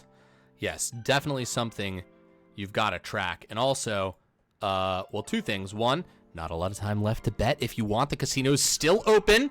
You can still gamble to your heart's content, but also hard-hitting street side reporter PC Ram Cannon just coming in here. Apparently the server hit 3,001 members. We have officially ticked over let's go into the land of 3,000. Yeah, him, the guy. You could feel it. You could feel it. The air changed. It's like all of a sudden the air was different in the room. Now, the only thing I'm bummed about is that when we realized the other day that we were at like 2,999, I was gonna make a tag for the 3,000th person, which said the 3,000th member. Give them that tag them in community, try and get a lot of people to be like, hey, welcome. But I'm here right now, and I'm pretty happy about that too. Blue Major, the score of the series, 2-0 Team Popo, which I see now Vega, the guy who's casting right next to me here, just responded to you, so talk about redundancy. Hey, we're just covering each other. Like good co-casters too. Exactly. We need to get like a QVC sponsorship for the stream. Because like like a shake weights, you're like George Foreman grills, you're like, magic blenders, all this different stuff, that I think would really fit our audience very well. Oh, totally. I mean, when I've got grilling needs, the first place I go is to a George Foreman grill. Nothing gives that good sizzle like a George Foreman. Do you know okay, it's a little bit of an offshot here. Do you know the full name of it? No, I don't. The George Foreman Lean Mean Grilling Machine. Holy shit. Way to cover all your bases, huh? Yeah. Speaking of, we might have a Lean Mean Killing Machine going to work here in the bottom lane as both teams are balling up on the spot side of the map. We're going to get it. Okay, I talked about this, how teams normally won't do this unless the series 1-1. Well, I'm a liar, because Popo's up 2-0, and they're looking to do it. Yes, they are. Oh, they're not. Wait, hold on. I might be right. Hold on. Never mind. The silence you hear at home, folks, is us desperately trying not to tinker with fate. It's like a double caster curse. Yes. I said this thing would happen, and then it started to not happen, and I said, oh, I guess I was wrong. Now this is going to happen. And they were like, actually, you're double wrong. Yeah, it's also not happening. Yeah, will we ever truly figure out the rules to the caster curse? Salmon says long has All right, betting on the other team. I love it. Both teams here want this series to go on longer. And that being said, this could be the last game of the financial finals. Team Popo has pushed Project Volatility up against a wall, and Project Volatility has their work cut out for them. They know what mountain they need to climb. And this is just, you leave it all on the field, right? The season's about to end one way or another. You don't want to go out with any regrets, and both of these teams have been playing their hearts out. I expect nothing less from this game 3. Yeah, and someone pointing out in chat here, so I took a look. I looked up no buffer use account, right? Uh-huh. I want to take a quick glance. There's roughly 70, 80 games played in ranked this season. 36 of them are on Kled. Oh, fuck. With a 61% win rate. So this is more than definitely a pocket pick. And we saw the Nocturne banned in game 1. So I wonder, Team Popo maybe holding some of these picks for the, the crucial game. My God. Yeah, no, absolutely. I mean, if you were gonna pull it out, now's the time. You can't leave anything on the table. Yeah, I do trust Derange pretty much in any matchup, though. Derange, even throughout the the flash forward, long cannon's right here. Look at Youngster Joey coming out from the other angle. They want the first blood, but will they get it? A comp running forward. Some CC landing. Long cannons has ghosted. One more auto will do it. The flash forward. There it is. They got the first blood onto Jinx. Project Volatility will not go quietly into the night. Beautiful play setup in the bot lane. You can't flash away from the Taric because you already have the Volibear behind you. They get both the sums off the Kaisa anyways. And first blood onto the Jinx. That's so huge for Project Volatility. Project Volatility fans, you have something to believe in right here, right now. We've talked about it before, that Project Volatility, they are just undaunted. They will continue to play as hard as they can. And that kind of creative thinking, Youngster Joey walking around the corner, one level down on Azagam, but doesn't even blink. The fight bursts off, gets the shield fleeing right there. One auto back, relatively even health right now as the fight continues, as Brownie gonna walk around. That's a gravity well, forcing a flash for Zagam. Over the wall, Salmon comes on, but the CC doesn't land. Will they get it right there? It slows him a little bit. Zagam is gonna go down 2-0 for PV. Yeah, PB punching back in the beginning of this game 3 right here. Beautiful play out of Youngster Joey. Gets the kill bot, immediately bases, comes back out top, gets to punish the Nocturne who's invading, and looks like it's going to be a gank top. Yes, indeed, Youngster Joey. Oh no, I hit the wrong thing. Don't worry, Youngster Joey up here into the top lane. Sorry about the sound effect. No buffer. You're going to get slowed, knocked off of the Kled as the fight continues. Deranged, not able to push the issue, but they are on top of it. They are getting gank after gank. That's 3 in a row. We're only 4.5 minutes in. Yeah, it's almost a gank a minute in the game right now.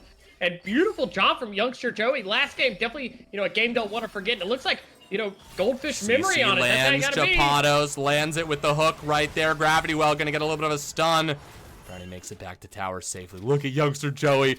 Listen, they know their work is not done yet. Derange gonna go Meganar quite soon, but they get the speed up. Salmon landing damage, standing right outside, but gonna take 1-2 turret shots.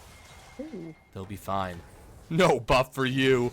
My God. Oh, because Zalgam's here as well. God. Okay. Gotta be careful. Zalgam running up right here. Deranged is the target to flash away, but they get the kill, and now Volley on the wrong side of the map as they're gonna run. Nice, gets the shield. They're fleeing. Do they have the damage to cut through this big meaty bear all the way? No. Joey makes it back to tower. A teleport coming up right here. Could be the re-engage. Zalgam took a turret shot. Oh, they will back away. Youngster Joey's still level 3. There's so much fighting on the map right now. They haven't even gone for another camp yet. Yeah, it's absolutely wild. Someone you don't know making fun of my tech blunders. Come on, man. Who are we? The low budget LCS. It's in the name. It's a promise. I've said it before. It wouldn't be a finals without some kind of technical blunder. And I'm just glad that they're ones that I'm responsible for. Yes. Is this our third finals? Yes. That feels weird to say. This is actually our third time casting a finals together. Dude, we have cast together quite a bit. No buff for you. Another friend. Walks away. Newest investor in the low budget LCS sponsoring this dragon right here, JJ the Weeb 30. This dragon secured in utter safety due to the well thought out investment from JJ here. Thank you so much, JJ, for the follow. Long Cannon's walking up. Oh, if he stole that, would have felt a little bit bad for putting that on JJ's back right there. Salmon, nice. The Brownie has been dodging a good amount of these bindings from Lux so far, kind of calibrating to the Lux play. They don't want Salmon to have a repeat of last game. Yeah, and that's really important, right? Because we talked about the really difficult part of this lane is the early part for Victor, right? Victor needs to be able to like weather the storm while he's outranged in lane so he can get that wave clear. But he gets an early assist, like we said the last game. That's 25 stacks worth on the upgrade there. So that'll be even faster to getting to that upgrade on the E, and then it's easier to shove the wave, right? A lot of trading in the top lane here. And you talked about it before, getting baited into that Kled remount. You've got to be careful. Both of these champions working with, you know, some sort of secondary bar that you have to juggle. Yeah. Notably, gold pretty much evened up now. A lot of that is coming off. You know, Oliver had a lot of early ganks, a lot of early pressure on the map, but Nocturne was farming. They're not. Hold on a second. Both of them now dismounting. That's the ult, but no. How does that interaction even work? He got dismounted in the ult, or did the charge go through? I think he ran forward for a second and then got dismounted. It was a very short period of running there. Interesting. Okay. So the ult is incumbent on being upon Skarl. Makes sense. Look at youngster Joey coming down for a lane gank. Just nonstop rocket. Oh. Wait a second. Who's that rocket going towards? He's trying to push him back into the kill! Oh my god, the alley-oop for the ages!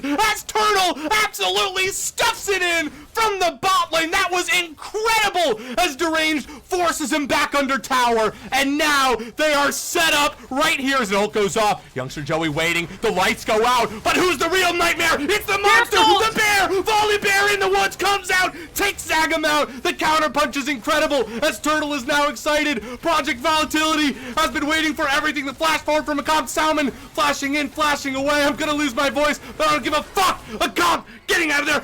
Oh my god, the Lux almost getting two people. Long Cannon's gonna get one kill right there. Youngster Joey, the flash forward, the flash away from the hook. Oh my god, the pop off from excitement. Holy shit, I'm still blown away by that. Long Cannon gets the kill, ult's in. Turtle right here, he does land the zap. Oh my god. You gotta be careful. Jinx ult is almost back up. Jinx ult is almost back up. Turtle, honestly, feasibly could get the double kill. Doesn't connect. Oh my gosh. Needed it a little bit to the left. I'm like, I could not focus through that fight. That rocket up to the top lane. Deranged, working in tandem with his ADC to push no buff for you right into the right location. That was amazing. Oh my god. Holy moly, and at the end of it, both 80 carries in very good positions. Jinx 2-1 on the Kai'Sa. Both gonna be very strong here as they do trade plates in the top lane, also trading bases there, but there is a little bit of an EXP lead over to the side of Deranged here. Starting to see now that Sheen's online, it's a little bit easier for Gnar to kind of be annoying with that Q auto trade in the top lane. Yeah, absolutely. Nocturne, ult almost back up as well. That was great patience from the Volley Bear in that fight too. You saw him stutter step forward as the lights were cut out. Zagam goes in and Volley Bear started to walk forward and he said, no, not yet. Like the trap needs to be sprung perfectly. Deranged now, hold on, lots of different members. A great flash from Deranged is gonna jump away. Youngster Joey takes the brunt of the Nautilus ult, but look, more members as Kled goes in a comp. Nice flash away from no buff for you, but it's the CC from Taric that forces it. Yeah, it's a party in the top lane at 10 minutes here. Everyone here except for the Victor and the Kaisa doesn't have teleport, so it's pretty much a 4v4 on the map right now. And if you are if you are Project Volatility, you know what the plan is. Keep feeding Jinx. Give her absolutely everything. Get that late game carry up to snuff as fast as you can. They get the grubs. The fight might pop off here. Chapados is going to be the target of all the CC as they go low and they go down as Jinx now excited. The Salmon maybe going to be the next target here as the Volibear ult comes through. The CC, the full complement of spells goes on to Turtle, but they don't die. Brownie just takes the kill. Love it. Getting some kills onto the mid lane. Things are really going the way of Project Volatility. Yeah, Project Volatility sensing blood in the water here and just pouring over the map right now. They get the grubs, even up 3-3. Now they have full access to the dragon because of those kills. There's no teleport on this Lux. It is barrier. She can't rejoin for any kind of pressure down here. And the Taric ult's still up, and that makes it so tough to dive in, right? It's so tough to commit to any fight because as long as that Taric ult is up, the second you Nocturne ult and threaten to engage, they've got to get out of jail free card. And Vega, you talked about this. You know, Team Popo in the lead for so long. What happens if that lead starts to slip away? You start to say, okay, maybe this isn't so sure of a sure thing. And here it is. We've got Salmon in the woods right here. The lights go out. Exhaust going down. There's the ult coming through. Oh, the ult almost saves Volibear 1-for-1 as junglers trade with each other.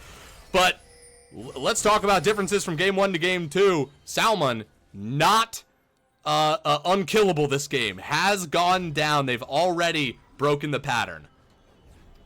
Yeah, and I mean, I just think the tools are so good on the side of Project Volatility this game. The Taric is such a great answer to hard engage, right? It makes fights so hard to play. And you see there, the ult saves one person, not the other. Hold on, we got a big fight. Yes, indeed. Deranged down to half health already. Going to try and kite their way out, which Gnar in mini Gnar form is able to do. Nice little thumbs up. Deranged, never worried. Yeah, gets out of that. He's doing a good job pressuring that top lane too. It's opened up a bit of a CS lead off of that fight that happened earlier. The Victor also very strong now. 100 CS, does have that upgraded E. Close to finishing that first item and has not been pressured, right? We talked about the Lux having to pressure this Victor early because later in the game, Victor, you know, wave clear comes online. He's very strong in team fights. What's so great about Victor is he doesn't even have to be fully present in the fight, right? Can drop that ult in the gravity well and kind of just play around his carries. Yes, indeed. Chapados walking up. Could find an angle on somebody here. Oh, anytime you see Turtle alone for the rest of this game, you're going to be a little bit anxious because the Nocturne, right? Just the fact that they are on the map. The range is going to walk up, get that Q, get the slow. No third auto there. They will go into Mega. Our youngster Joey waiting in the bush right here, trying to go on the Salmon right now as Brownie gets some damage off over across the wall. Joey walks back with the shield, just sending message after message. Project Volatility saying, hey, we are not going to let you do this easily. We're going to make sure that you stay awake at night wondering if we are in the bush. And the answer so far has been yes. Volibear. I thought Nocturne was supposed to be the one with the full map ultimate, right? Instead, it's Volibear who's in every single bush, running from insane angles that you thought were safe. But in reality, you were in danger. Yeah, and I mean, honestly, also, I gotta say that one of the unfortunate things for Popo's, you know, comp in this game is, oh my goodness, I thought that might get stolen. Yep. They're an all-in comp, right? You're not really a comp that can just sit back and wait, right? You kind of, your way of getting out of a hole is to fight your way out of a hole, right? But right now, just really good, you know, kind of, I would call it calculated aggression from Volatility. They're pretty much just playing around when their Volibear has angles, right? Volibear's playing around pockets of vision. They wait until Volibear finds somebody, and then they punish that person with their ability to join, with the Jinx ult, with the, you know, the Taric ult being able to, like, get them out of jail free and things like that. But right now, Team Popo really needs to find picks, right? They really need to reclaim this vision game. They need to use their ability to control vision to find these isolated players. But Project Volatility is not really giving them a lot of angles, right? Most of them, they're playing under towers until time for an objective, which is very good. I expect this next dragon fight to be hugely volatile, not to make a play on words. Yeah, no, absolutely. Dragon coming up in a minute and 20 seconds here, and we see the shift, you know, for what it's worth, we're seeing a shift in how Team Popo has been approaching this. Even just long cannons. Now they're with Chapados. They've got the bodyguard. They're able to walk up a little bit further. But before, they were staying back. They weren't taking any chances. They weren't taking any risks. And, you know, Team Popo is really putting some respect on their plays right now. Yeah, I like this timing too. Derange pressuring the top as the dragon spawns, right? Really just trying to force a choice, right? You're either going to come top and help, you know, this lane that is a melee into a range that I'm going to be able to attack, or you're going to be, you know, enforce at the dragon. You can't be both places at once, but we see what the choice is already. Spoiler alert. Team Popo wants to punish this Gnar. Yes, they do. They know Derange is a really good player. There it is. The lights go out. Zagam waiting for it. He is going to go in. The jump hasn't been used yet, but there it is. Everything has been used in terms of escapes. He's just got to walk it out or he won't get out at all, and that's going to be the kill. Salmon getting the ult off, but not getting the kill onto a comp. And now Lux in a lot of trouble as youngster Joey flashing forward. Hold on a second. There's the ult. Dunking on him. Can he get the kill right here? He does indeed. Youngster Joey, pretty tanky, able to take a lot of abuse right here as the rest of Project Volatility shows up a flash away from long cannons. They are able to get out of there, but 1 for 1 once again, just in different parts of the map. Yeah, I imagine this is going to be a dragon going over to Project Volatility. On the top side, though, Kled should get this tower. There will be a lot of gold injected into that lane. And funny enough, we kind of have a role reversal here, where now it's going to be a lot of Team Popo playing for that 4-1 and hoping Kled can beat the strength in the side lane, you know, able to keep the Gnar in check, while as their 4-man right now doesn't really have the power yet, right? Right. Lux needs to get to a second item. They kind of need Kaisa to get online right now, and they don't have the comp that can easily kite back these dives and the aggression from the side of Team Volatility. And right now, Volatility doing a great job just keeping, you know, their foot on the gas, just keeping pressure around the map right now. Yes. Let's see what those pings refer. Okay. Once again, we've got another game where just these dragons are going on cooldown. We will have a very early Soul and or Elder if things keep going along this way. Salmon walking in, does spot out a comp right here. Doctrine coming up to the top lane. They kind of want to run it back. And they're timing these pretty well around Gnar going back into mini Gnar. It's actually really well played. Yeah. Yeah, you wanna fight him at that time. Then the only thing you have to worry about is sort of that double jump that he can do. And if you can bait that out, you know, he's more or less dead in the water. Although with a player like Deranged, I will never count them out because I will very likely be eating my words. Yeah, Jinx is on to 2 items now. Does opt to go for the Phantom Dancer instead of IE second for a little bit of that extra protection. So right now, you know, Jinx is public enemy number 1. That will be the target that they are trying to dive and punish there. Ooh.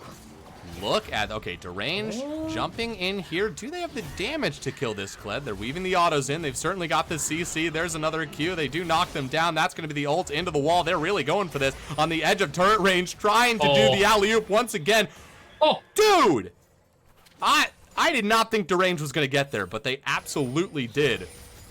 Kled's definitely got to back away. Yeah, surely. You got to see this turret. The Jinx ult so close to hitting there, too. They've synced that up several times, too. If fights ever going on in the top lane, you see the Jinx ult kind of just being shot that way, even if it's just an insurance, you know, if somebody just happens to back up into it. And vision control going to the side of Team Popo on the spot side jungle. There is one ward that has evaded their vision there. Now, after that huge fight that we saw in the bot lane that got Jinx all of these kills, we haven't really seen anything too risky. Oh, Deranged, hold on, gonna go into Mega Gnar. They have youngster Joey coming up as well. That's gonna be the ult too. It's honestly back up off cooldown. That's incredible. But a good flash away from no buff for you, actually using the untargetable. Well, they were knocked off Scarl. A comp waiting in the weeds here. Youngster Joey, just so much map movement from Project Volatility. They are playing, they are not going to walk away from this series with any regrets, no matter how this plays out. They're playing incredibly this series. Yeah, I mean, and this game has been a clinic at controlling vision and space and a jungle here. They've done such a good job of just creating these pockets of vision for them to move through the jungle, knowing, you know, they're not walking on wards, knowing that they're able to just contest and fight and using their lead very well. It's the first time in this series we've seen Project Volatility kind of get the early game jump started, right? Yes. We're able to see what they can do with a lead here, and it's a good test for both teams because it is a best of 5, right? This is only game 3. If Project Volatility is able to close this out, force it to a game 4. Now, you're in unknown waters. Yes, you are. Untrovert, thank you so much for the Prime sub, subbing for Deranged, as you say. Of course, Untrovert, the third kind of vert. We gave you the shout out. Youngster Joey walking forwards. Just gonna do classic volley bear mage things.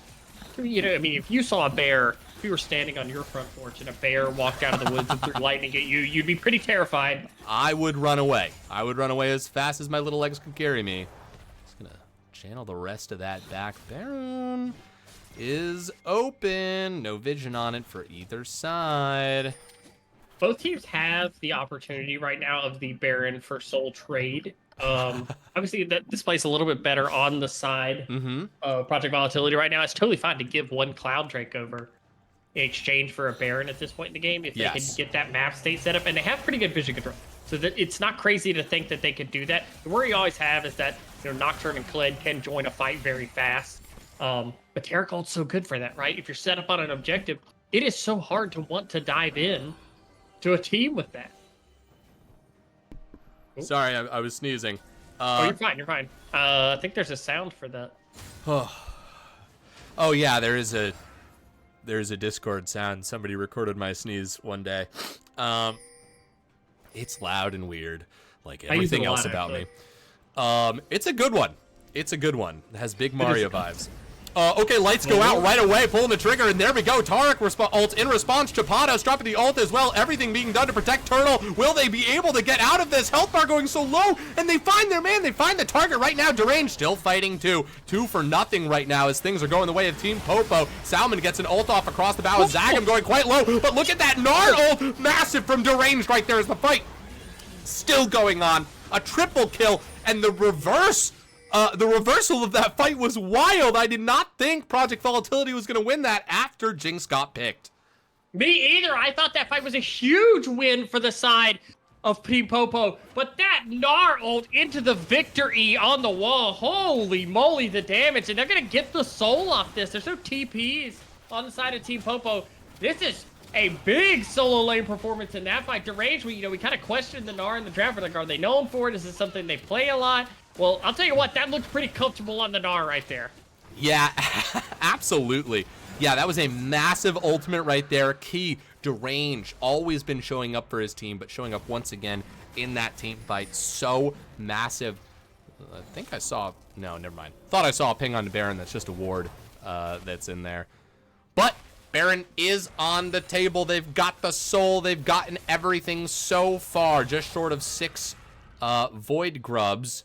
But I mean, Project Volatility is looking hale and hearty right now. And even with Turtle being taken out of the fight, we've made so much of a fuss about this Jinx and about how that is going to be their key to victory, and the rest of the team showed up in such a big way right there.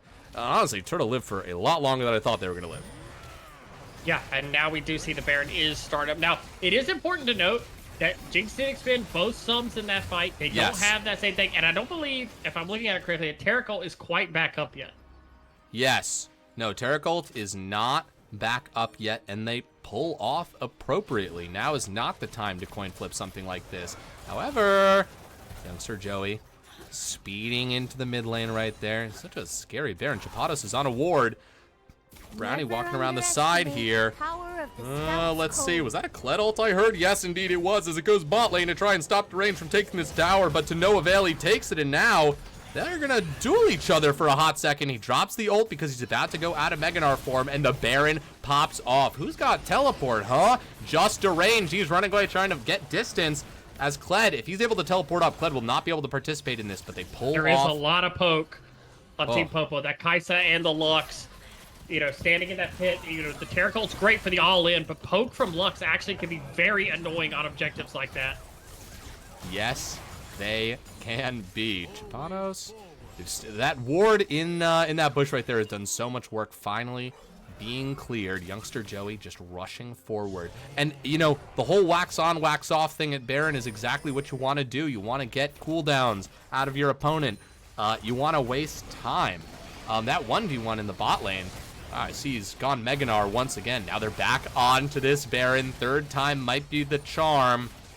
Let's see what they can do. Salmon poking over the wall, waiting to pop that E till the last second. He's going to get some damage off, probably using it just for vision right now. Again. And there it is. Brownie has gone to the mid lane. Salmon hunting. Oh, does land on Tarek. Does not drop the ult. They don't think it's worth it just yet. I think they're going to have to fight for this. I think they're going to have to fight to be able to get Baron. God, I think right now with just the setup the way it is, the fight should favor Project Volatility. They have Soul, run big item spikes. We'll see what they're basing for right now. This will give a little bit of a reprieve here to Team Popo to get wards, to base, to get, some of their pink wards refilled here. If they opt to do so, looks like they are going to opt some of them base and get some items here. This is your chance if you have any big item spikes to hit it. Yeah, Jinx let's on a base here. If this is Infinity Edge for Jinx, it's huge. It is. It is. 3 items. They stuff a pink ward in their back pocket. Absolutely what they want to be grabbing right here. They're going to be able to grab this scuttle as well. They've made it clear what their plan is, right? They've got nothing else to do but just continue to... Ooh, good dodge on the ult right there. They're going to start Baron up again. There's no wards on this Brownie. Maybe a forward scout as he's going to throw some things down. Chapados does not go for the hook. Baron down to half health right here. Ward over the wall. Zagum could turn the lights out. Could try to go in. A teleport coming in. There might be a fight after this. Gravity Well does go down. That's the Lux ult for the steal, but they will get it. Project Volatility. They secure the Baron.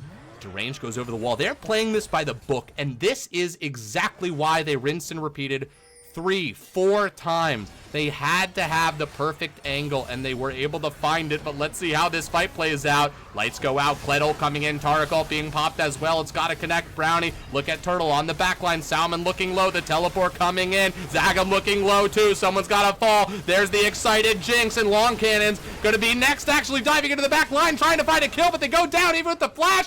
5-0. Project Volatility has very likely done it, and they have pushed us to a game 4. I mean, don't want to count my eggs before they're hatched right here, but it's looking pretty good. These are long death timers. I think it's good. Jinx is going to get excited on these waves. She eats towers right now.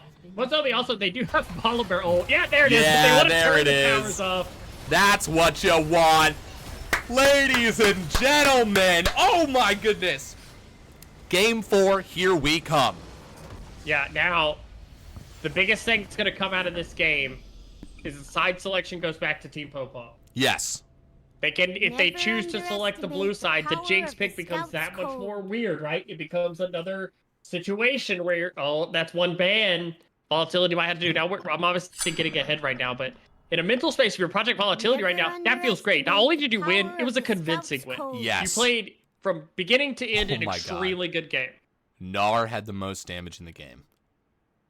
Whew. That's why Luffy is balling tonight. We'll get Luffy, don't think I didn't see what you said before. Every Project Volatility win will be coming with 10 subs being gifted from Luffy. Big ballin' tonight. Boy, I really fucked my voice up in that after that Jinx that was rocket. God damn it. I'm starting to feel it. So we're at like, we train our bodies all year for best of 3s, right? Yes. So this is it. 3 games have been played. Now we're in uncharted territory. I fucking love that. Yes, we do train our bodies the entire time. We're just, think of the casting montage that Vega and I have gone through. And we're about to go into uncharted territories. I will say, hold on, what do we got here? Oh no, did I cut off that animation? My bad. Listen, I'm going to shout everybody out in a hot second. We got the spectator link. Browser source right here. There are... Can you shoot me the spectator link? I think I joined out here as well. I would love to, and I will right now. It is yours on Thank you. Okay, who do we have? We have a switch. Popo is blue. Yeah, Popo is blue. No surprise there. I think after the Jinx game, picking blue side probably the right choice. You want to, reset that, priority. Push that back to Project Volatility having to ban it. Now, the last time they were on blue side, Project Volatility banned Vayne, Zeri, and Jinx. and it was the first pick Kaisa. I'm curious if Team Popo will pick the Kaisa first pick again, or if we see a change in bans for the side of Project Volatility. Yeah, I don't know. Hey, that boy Truth, what's up? Hi. I was typing it too. I type a lot. Yeah, no, I think that's going to be getting rid of that jinx. Again, going to game 4 here. What's up, Bear? Oh, I gotta hand out the schmeckles to y'all. But first off, congratulations to everybody who got a sub. Spine Splitter 808, Wes 35 Rod, Sheldini TTV, Man Bear Hybrid, Night Court Valkyrie 18, Ash Airs 2, Sprint Speed, TGA Pickle, Toxic Games Only, and DCI, baby. DCI indeed. Okay, I'm gonna. People are just gonna see this. I'm just gonna move these things around in front of y'all. This is peak entertainment. Big, what do you? How it works, guys. What do you think's gonna happen? What do we do here? What's going on? I don't know. It's so tough now because you never know how teams are going to respond, right? Sometimes you'll see a team on a loss kind of be like, okay, we're resettled. Team Popo, we're up 2-0. We kind of got ahead of ourselves in that game. Maybe we got a little bit too cute with the Nocturne Kled, a little bit too high priority on all-in chance. But then you may say, okay, has Project Volatility kind of figured out, kind of what the sauce is for playing against Team Popo? Maybe they're like, okay, yeah, we thought it was the, playing the Poppy, but it's actually the Taric, right? Maybe the Taric is actually the pick we needed to play against them. So it depends, right? Will Team Popo adjust their draft? Will they change theirs? Or will, Project Volatility adjust their draft further? So I'm really interested. I do think that both teams should feel fine mentally now. For Team Popo, you're still up 2-1. You're still like, okay, we still win one and we're in. And for Project Volatility, you just came off a very convincing game. You're like, okay, we definitely can beat these guys. We definitely can, win games against them. We just need to recreate that. Absolutely. And I mean, this is just sort of, again, the beast of the beast that is best of 5s, right? We're now in it. We're into game 4. So everybody starting to feel a little bit of that. Never underestimate the power of the scout. That road dust on you right now. Everyone's traveled a long way, and there's a lot more yet to do. Draft is starting. Zebra, thank you for the Prime sub. The good thing about Team Popo is they can kind of go back to banning what they were banning on blue side. They didn't change their bans when they were on red side. And we kind of pointed out not banning the Jinx feels weird. And there's the Jinx ban. I expect Zeri will be the next ban for Project Volatility. Oh, they're actually going to ban the Bard. That does leave the Zeri available for Team Popo. Yes, it does. Yes, it does. The question is, will they first pick it? Also, do you need to go get a glass of water? You can, or if you need to go and grab anything. I need to go grab a glass of water. I have some right now. Excellent. I've been sneaking bites of spaghetti in between. Fuck yes. Whenever I finish a sentence and you start talking, I'm like wolfing down a bite of spaghetti, and then I'm like, okay. That is hilarious. All right, I will be right back. Okay, Project Volatility hovering at Lulu. We have seen Project Volatility play Lulu Cog, which I do actually think is pretty good right now. I think we saw them win on it before earlier in the season. And Lulu Cog, very strong bot lane. It's very good scaling. There it is. Lulu Cog is locked in. What will Team Popo pair with the Zeri now to play into the Lulu Cog Maw? What's nice is in this game 4, it is the Zillion locked in for Team Popo. That was banned several times earlier. They are going to get that locked in now. So 2 champions that were taken away earlier on in the series now through, a stance of different things needing to be banned for being strong throughout the series. They are able to play the Zillion Zeri. There's a lot of scaling already in this game. And yeah, as him, the guy points out, a very fast Zeri will be on the map here. And a Jarvan lock-in for Team Popo there. Try and keep that Kog'Maw in place, make it a little bit easier to kill. See what Volatility wants to round out the first half of their comp with. Will they pick the Poppy jungle, as Pickle Hater is saying in there? Him, the guy, saying, don't. We have not seen Poppy win yet in the series, but it is a lot better into the Zeri Jarvan than some of the other picks. It's going to be the Victor. Don't hate that pick either. Played very well as good wave clear, able to punish, and very good late game. See what they opt to ban on here will be the Shin. Looking to be removed. Maybe. Yep, Shin removed. You insta-ban the Aurelia. I imagine it will be the Fiora ban again.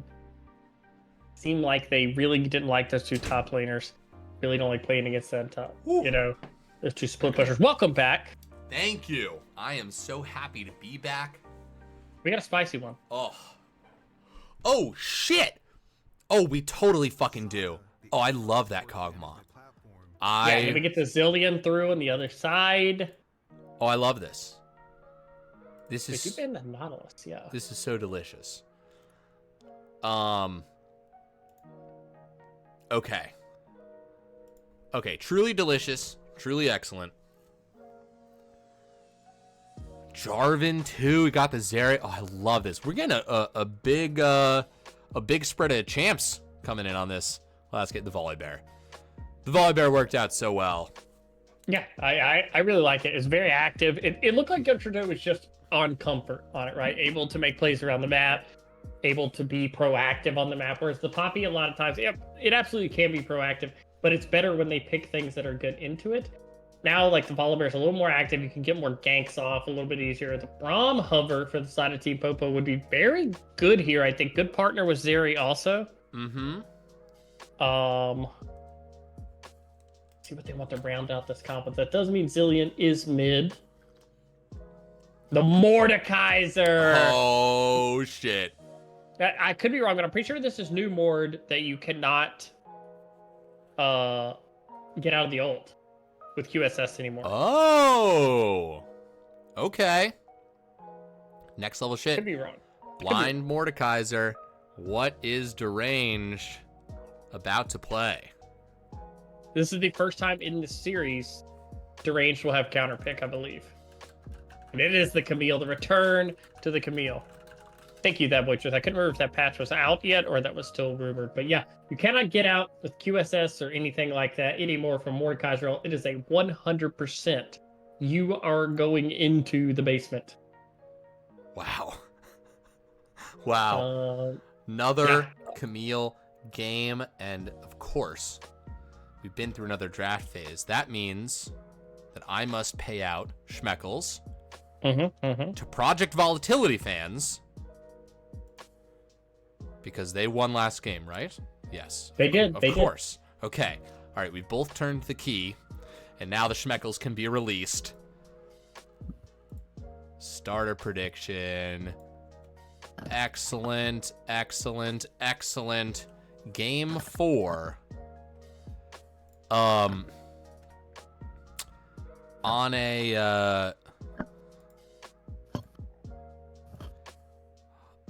a sort of not even really inside baseball, but just more of an observation why you don't see professional casters just screaming at the top of their lungs all the time. It definitely hurts. It definitely hurts. They do it for a good reason, modulating your voice and, you know, building and breaking the tension. Definitely important so you're not just screaming the entire time. A lesson I have learned again for the 10,000th time. Always seems to happen. It is hard in hype moments. Yeah. I take solace in the fact that I have seen Captain Flowers lose his voice. Yes. And I'm like, okay, he's just like me for real. Right. Yeah, exactly. Yeah, we're way more talented, but we're in good company. If that's pretty much that's like as close as we get to the Captain Flowers level of thing, is that we both lose our voice sometimes by shouting. That's where the similarities end. We both like League of Legends. Mm-hmm. We both have lost our voices. Yes. Exactly. That boy truth, I don't know about that. It's possible. but who can really say here? We have last week we rated Captain Flowers like 3 times in a row. Let's see. Yeah, he was having the spectator issues that we were having. Yes, he was. Nice. Not to get people too excited, but he's streaming right now. Maybe we'll rate him after. We'll see. We probably will. We have something called the Captain Flowers Doctrine, which is if he happens to be streaming after we are, we'll raid the guy. Pretty much done a lot for this fun thing that we get to do. Yeah. Okay. All right, we do see both comps kind of have a similar idea of a hyper carry, AD carry, and a lot of stuff around it to kind of enable that. Victor's a little bit more of a damage threat, obviously, than Zillion is. Zillion's a little bit better of a support for Zeri. But outside of that, ganking junglers, big supports that want to, keep their AD carries alive. The only difference is Zeri's very mobile. Yeah. Right? Kog'Maw, he's a little bit more stationary. He wants to, I don't know if you've ever played StarCraft, but you know what like a siege tank is? Kind of wants to like siege up, just sit still and just, take shots. Whereas Zeri wants to, flip over walls. She wants to shoot you. She wants to, backflip over, shoot your support. So that will be the main difference in this game. Kog'Maw cannot do a kickflip. No, not unless you get him on his skateboard or his scooter. Think about that. When Lulu ults you and you pop up in the air. Oh, I see what you're saying.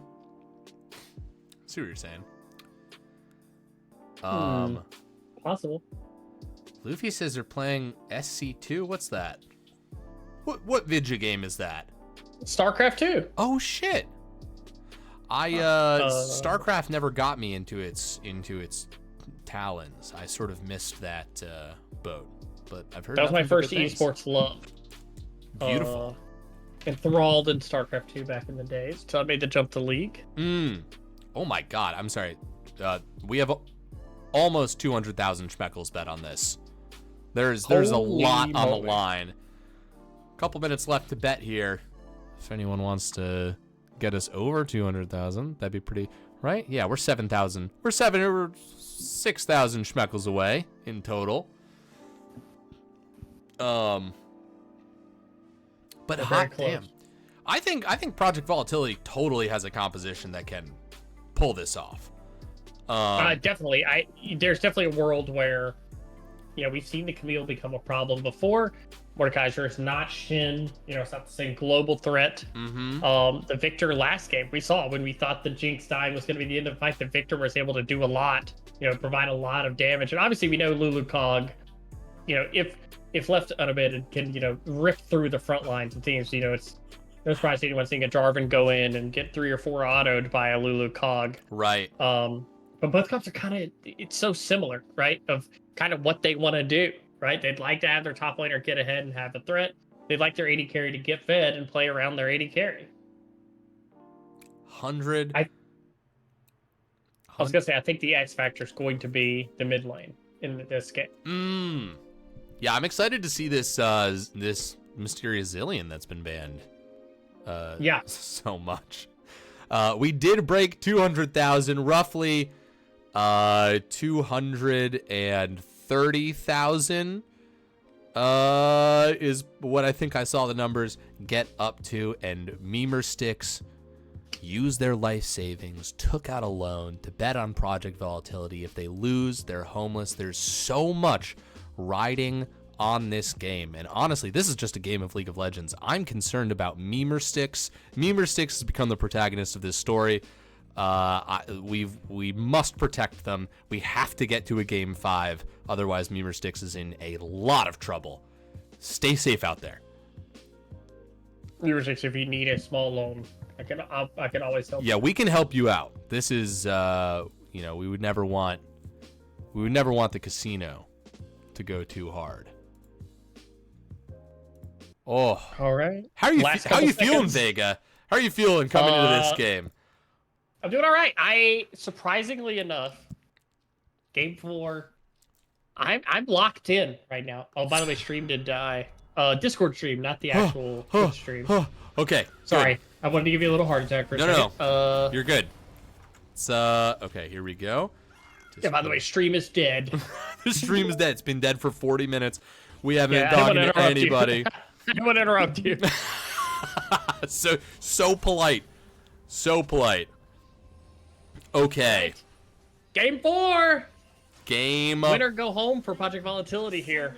Yes, indeed. Well, winner stay home, I guess. Yeah. We hope. I hope they are home. Oh, level 1s. They're happening this game. Youngster Joey taking some bombs here. They will get get out. out. Sending a message. Yeah. It is. This is more about letting Youngster Joey know, hey, if we were not level 1, you'd be in trouble. Here. You'd be in trouble. Don't try and do that 5 minutes from now. Oh no, 19 steps that if we don't go to game 5, my mom said she's taking all of my beans and putting them on the tall shelf above the fridge. No, 19 steps. Oh. Do you remember Mighty Beans? Mighty Bean. I can't say that I do. What is it's Mighty like a commercial. It used to be on Cartoon Network and stuff like that. It's like these beans that just had like random faces and stuff like that. I bet if I saw them, like it would like bring back a host of memories. Salmon in a little bit of trouble right here as Project Turtle gets some autos off, but they exchange. That actually matters though, because there's not enough time for Salmon to go back here. Yeah. And Victor should largely, have a little bit of a poke advantage early with the E, able to kind of just harass, Zillion out a little bit. So that health difference can make a difference. Yes. Yes. No. Absolutely. And I mean, this has been a pick that's had a lot of focus on it, right, through the form of bans right here. But the fact that Salmon might not get a productive early laning phase off. Yeah, could be massive right here.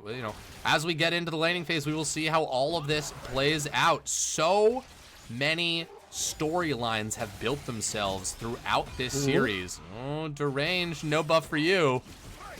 Going back and forth. But I think both teams have sort of learned that they are both very capable of early and aggressive ganks, and as soon as these first clears are done, maybe even sooner, shit's gonna start popping off. Yeah, Deranged early trading here going very well in the top lane, able to eat the potions completely out of the Mordekaiser now. So any of that trading will stick from now on. The wave heavily in their favor here. It's so dangerous for Mord right now, because really desperately needs to get this wave in, but also doesn't want to be too far up the wave to, be focused into trading like so. Dude, Deranged. Listen, you take a game off the champ, you come back to it. They're feeling good. You know who's also feeling good? It's Youngster Joey up here in the top lane. One more auto. Oh, a good flash away. The CC, they may have gone too far. The question is, can the Mordekaiser get out? Oh, Deranged gets the auto, gets the first blood, does take a turret shot, but everything comes out in the wash. Yeah, and that was the worry we talked about, right? He needs to get that wave in, so he puts himself in a compromised position of kind of damned if you do, damned if you don't, getting that wave in. If you don't get the wave in, Camille's going to freeze it. She's going to get that farm. You're not going to be able to do anything because you're down in health, but you stick around. You are a threat to ganks. So rolls the dice. Unfortunately, this time, everything comes up Project Volatility. Yes, indeed. They get that first blood, and they put it on an incredible player up here in the top lane. We haven't seen we've seen Deranged do so much, but we haven't seen Deranged just rip through a lane just yet. And that early kill could be what they need. Oliver on the way. I think it's gonna be a TP. I think it's gonna be a regank top. Oliver's hovering. You see on the map, waiting on that TP to come in. Oh yeah, they're calling for a good flash right there. Zagam has to back up.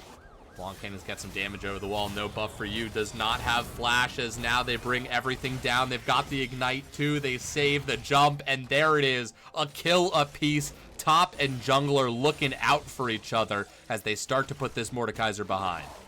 Yeah, and I will say this is really bad, but there is some light there for no buff for you, and that's it. The teleport wasn't used on the last return to lane. Right? Now, they do have the teleport to come back now. That giant stacked wave will be farmed. They're not going to get denied all that EXP and the farm there, which is huge. And on the other side of the map, Zeri being left alone with Braum in this lane here. It is going to be a plate in the 2v2 here and a big CS lead early to the Zeri. Oh, they just barely don't get the plate. Oh my gosh. Literally one more auto would have done it. But they did the right thing backing off. You stick around for those too much, you end up turning kills over you don't mean to. Woof! Exactly. Whoa! A little bit of damage there. Just about a third of the health bar. Okay, well that's something that's going to have to be handled. But Team Popo, they've got some strength down here. They are going to go... Oh, wow, Akam taking so much damage as Long Cannons jumps over the wall. A great exchange. And Dragon's going to get picked up, potentially. It's happened slowly. The camera doesn't want to show us what's going on. Why not? Why did the camera not show us that? Okay, I'm breaking all our rules. We're rewinding. I'm breaking all of our rules. We are absolutely watching this shit happen. What the hell just went on? Youngster Joey walking in, runs in on a ward! The bear gets his meat as the dragon is secured. We're just gonna play it from here. That was crazy. That was crazy. On a ward just gets in there, gets that dragon, and that's huge for them, right? They're up 2 kills. They get the early dragon. And they're the scaling comp, right? They want to get this Victor online. They want to get this Kog'Maw online. That early dragon means a lot. Yeah, that's massive. And a steal, too, when by all rights that should have gone the way for Team Popo. Sweet. Yes, it did unlock replay technology for us. Youngster Joey just really on a mission here, all over the place. Let's say a little bit of trading back now for the side of no buff for you, which is good. Getting any trade here is nice. We do want to note the range did opt for the Ignite this game, not the flash as in the previous Camille game. Looking to be a little bit more aggressive. Oh! This is what replay technology does to the game. And I'm not going to lie, we can now chrono break forward. Let's see. Oh, no. Never mind.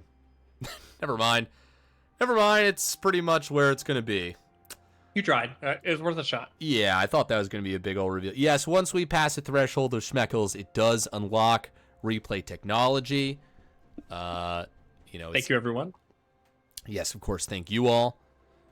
All right. Well, we can't slide the camera around, right? Nope, we can't. We're frozen in time.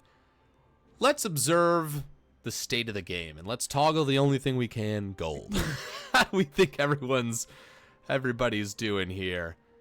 Slight leads. Is that what you would think? Yeah, you would think, top jungle has a lead for the side of Volatility. That's where the action's been for them. On the bot side, we did see the play go down. CS lead slightly in the favor of Zeri. That makes sense, right? Zeri has a slight gold lead there. So I think it's just very clear battle lines for the teams right now. Yeah. On one side, you see they're very top-heavy focused in the early game. They're attacking that top lane. They want to unlock this Camille. They want to make it a threat, which makes sense, right? Because if the Camille is fed, it's easier for the Camille to deal with the Zeri in pretty much a 1 damage comp. While on the other side, you could say, well, Kog'Maw will scale. We also have Victor, and Camille is like a big damage threat, right? We don't necessarily have to have Kog'Maw fed to win this game, right? Right. But you do need to have Kog'Maw in the game to have anything happen to Kog'Maw this game, and they did just reconnect. Hopefully that means the pause will be done soon. The rules for pausing in the low-budget LCS is that both teams, for the complement of the series, have 15 minutes of pause time to use. I actually don't think that changes for best of 5s. I don't think so. So here we are. Will they burn through all of it right now? Maybe. It could happen. In which case, we will be entertaining you like they did in the old days. Pure radio. As we all sort of stare at this loading bar as the clock ticks down. It's a metaphor. I don't have to explain it to anybody because we all know what it means. I just wanted to acknowledge. Yeah. Now, Luffy says that at 300k Schmeckles, caster cams are unlocked. That, of course, is true. At 500k, one of us becomes Captain Flowers. And then, 100k after that, we're just... Vega and I are getting coffee for professional streamers and professional casters sort of in the background. And is that sort of how you would upgrade the LBLCS if you were trying to do that? Yes. Do you have your Discord up right now? I do. I'm here looking Let me tab as official over. as possible. Let me tab over to you real quick. Hold on. Yeah, that's right, guys. We're just gonna go. Well, this just doesn't seem to want to work for me. I'm just not gonna be able to see it, unfortunately. Okay. Oh, uh-oh. Are we back? We have the post-pause pause? Uh-oh, the post-pause. We've seen this before. We've seen this happen. Yeah, we're nice. Hey, okay, we're back. We're not afraid yet. It looks okay right now. Yeah, I'm just gonna fine. I'm gonna stay positive. Exactly. There's no reason to think that the whole goddamn thing would crash like it has in the past. Okay. Exactly. We're all good. It's happening. I do really like Project Volatility is going to spill over their kind of top lane advantage into getting these grubs this game. You know, push that advantage. You have a split push threat. Yeah, good invade here also. Yeah, youngster Joey's really feeling themselves. They're a big burly bear. They've got this weight to throw around, and they're doing it, but they might be outnumbered. Nope, Brownie's going to come and help even the odds. That blue buff wants to reset right back into the lap of Team Popo. Still see icons in that angle. Chapados gets the level up at the furthest edge. They are going to be walking up. The Long Cannons just seems to want this CS. They've got the lead. They want to choke him out as best they can. Oh shit, Brickachu rating with 65. What's up, folks? Welcome to the fourth of potentially 5 games in this best of 5. It's the financial finals right now here in the low budget LCS financial, one of our leagues. It's been a dramatic evening, and you are joining us for a game no less dramatic as Project Volatility has their backs up against the wall. If they lose, they're going home, and Team Popo will become the champions. Otherwise, we're going to a best of 5, and we will be hearing them silver scrapes. Absolutely, and early in this game, Project Volatility with the tempo advantage. We saw last game, when they have a lead early, what they can do with it, right? They kind of roll over the map, but they don't have the benefit of the Taric this game. They don't have the same tools that they had in the last game, right? They don't have that same ability to kind of just weather the storm. So we'll see if Team Popo is able to find angles early on. It's been a really good plan here for Project Volatility. There's more trading in the top lane here. Yeah, absolutely. Deranged and no buff for you, just up to their classic hijinks. You know, we've seen a lot of action come through so far. Still nothing as bloody as that game 1. That was truly insane. But Zagam looking to change the tides right here. Coming around for a lane gank. Let's see if this can pop off. Chapados. Yeah, they have wave control right now. It is pushing into them. They will have to push up for this wave. Yes, indeed. Just waiting in the weeds, waiting in silence, waiting for a comp to walk up. They find the angle. There it is, the flag and drag in, but the flash away, and they've got the ult as well. Cataclysm comes down as a comp is going to get cut down. That kill going to Long Cannons, exactly where they need it. This Zeri has been banned every game so far, and Long Cannons wants to show you why. Yeah, and even in spite of last game going kind of the way it did, Long Cannons was a bright spot in that game, in the loss. Long Cannons has been insanely consistent throughout this series, able to find leads and have impact on the map, and getting gold onto that side of the map is so important because Project Volatility has made so many plays towards the top side, right? They've gotten such a gold lead there that being able to get the opposite side of the map snowballing, get that rolling with the Zeri, getting an early kill is so important for the side of Team Popo. And now gold evened up. Second dragon will be coming up very soon. I expect us to see a big fight around this. Yeah, absolutely. I mean, this whole series has been so dragon focused. 20 seconds here. Teleport check. No buff for use. Probably will be up in time. Deranged is already ready. Chapados walking into the bush. If it was anybody, you'd want it to be them. Shield goes up. And Salmon coming around the edge too. The ult, the flag and drag in, and they're making the call. A comp in some trouble. The double bomb lands, and there it is. The Lulu's out of the fight. Turtle showing up, but Long Cannons diving over the wall. Actually, maybe gone too far. Oh my God, Zillion working right there as youngster Joey's gonna come across. Find Long Cannons, who flashes over the wall to safety. Let's see as they retreat, pull back, but the teleport coming in, deranged, well on their way, given a shield by the Lulu, getting pulled in, but they've got the damage. It's an execution as deranged shows up to the entire Team Popo team, ready to cut them down. Youngster Joey at half health. They stole one dragon earlier this game. Can they do it again? Mordekaiser does have the ult. He can just remove him from the fight, and they will back off. Project Volatility does not want to risk anything else. What a turn for momentum for Team Popo. Yeah, that play they're working to set it up, and it almost gets blown up by the fact that Team Popo is so fast moving towards the dragon. Victor hadn't gotten to mid-wave yet, couldn't join fast enough. Zillion's able to get the first collapse, and the worst person to walk into the bush is the Braum, and that's the one who face checks it.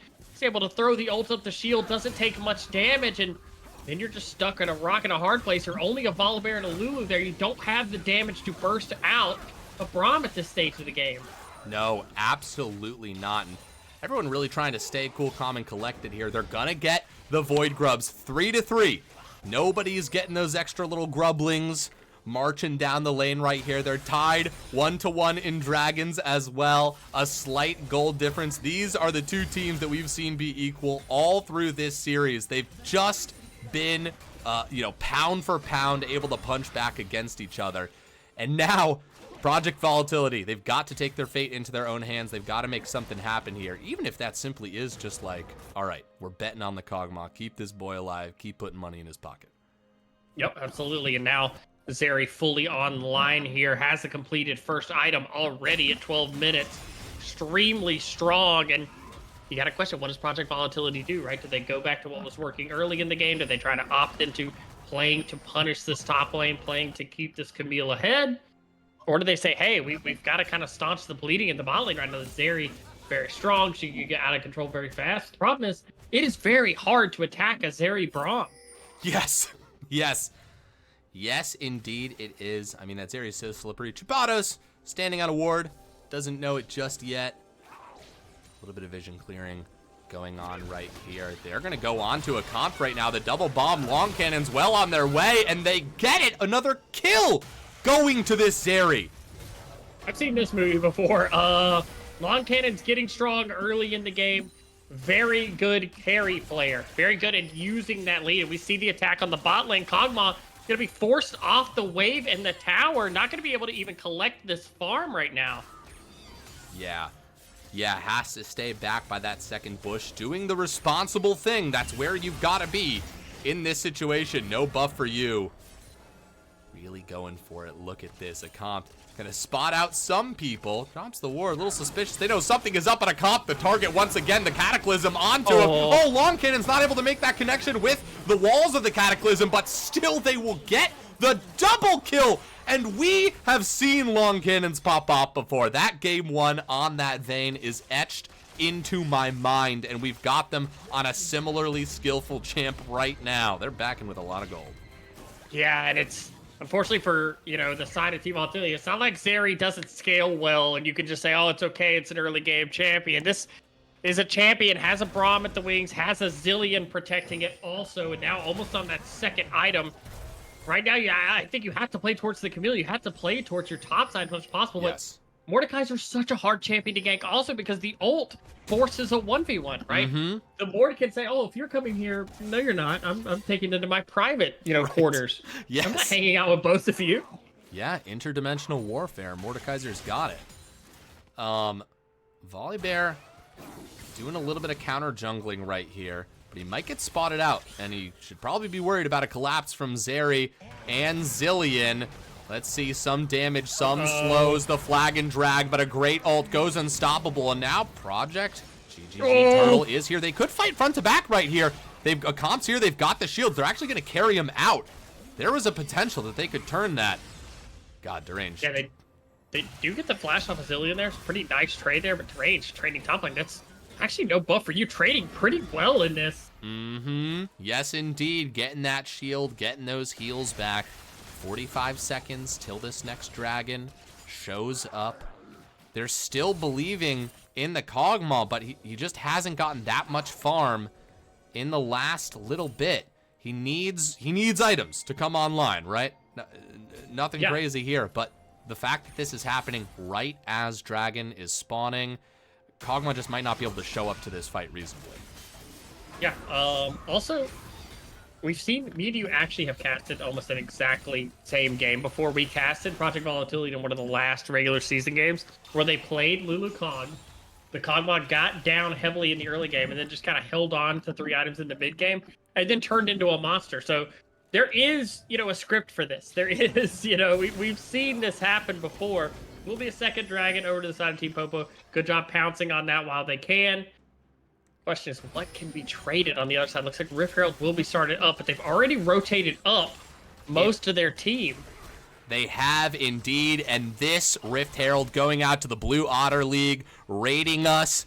Party of 24, welcome, folks. This is our financial finals. We are in Game 4. I should have dedicated something to Brikachu. I'm sorry, Brikachu. Know that the next incredible team fight, that it's happening for you. It's dedicated fully to you. Pop-Tartism. Interesting. A cause that believes in Pop-Tarts. Sign me up. Hot diggity. This is a weird...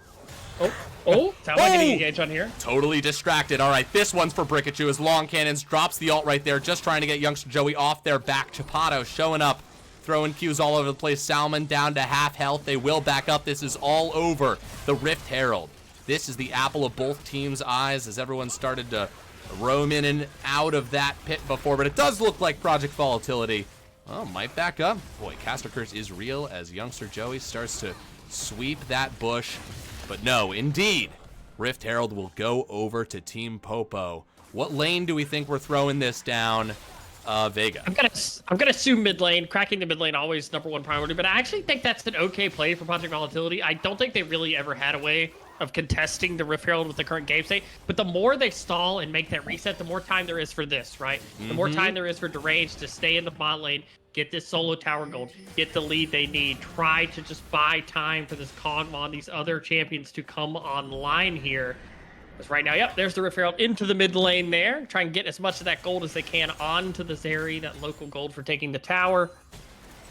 Oh, Salmon in some trouble right here. They're going to drop the ult on themselves. Deranged knows what they have to do. Oh, Chapatos goes to the second turret, taking a joyride right now as they run back.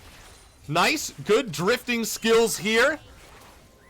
Hot damn, just show it off. Chapata's a speed demon, did not want there might be to. A fight here. Oh, this is like the bread and butter of Project Volatility, the counter punch on a die that maybe went a little bit too far as youngster Joey finding their way onto Long Cannons, but the flag and drag absolutely insane. There it is, the reverse cataclysm onto youngster Joey, still alive, he's such low health. Long Cannons dominating now as Turtle. Now the focus of this Mordekaiser fight's happening. Having a look at Long Cannons onto Brownie right there. One more auto would do it. The comp flashing forward, the exhaust going onto Long Cannons, but they actually get that kill. Holy shit, a comp lives in Deranged, fighting in the 1v2, trying to find an angle here, maybe getting a kill on Chapatos, but the question is going to be, can they dash out? Oh my goodness, a shield from a comp. This is incredible. Never leave your team behind.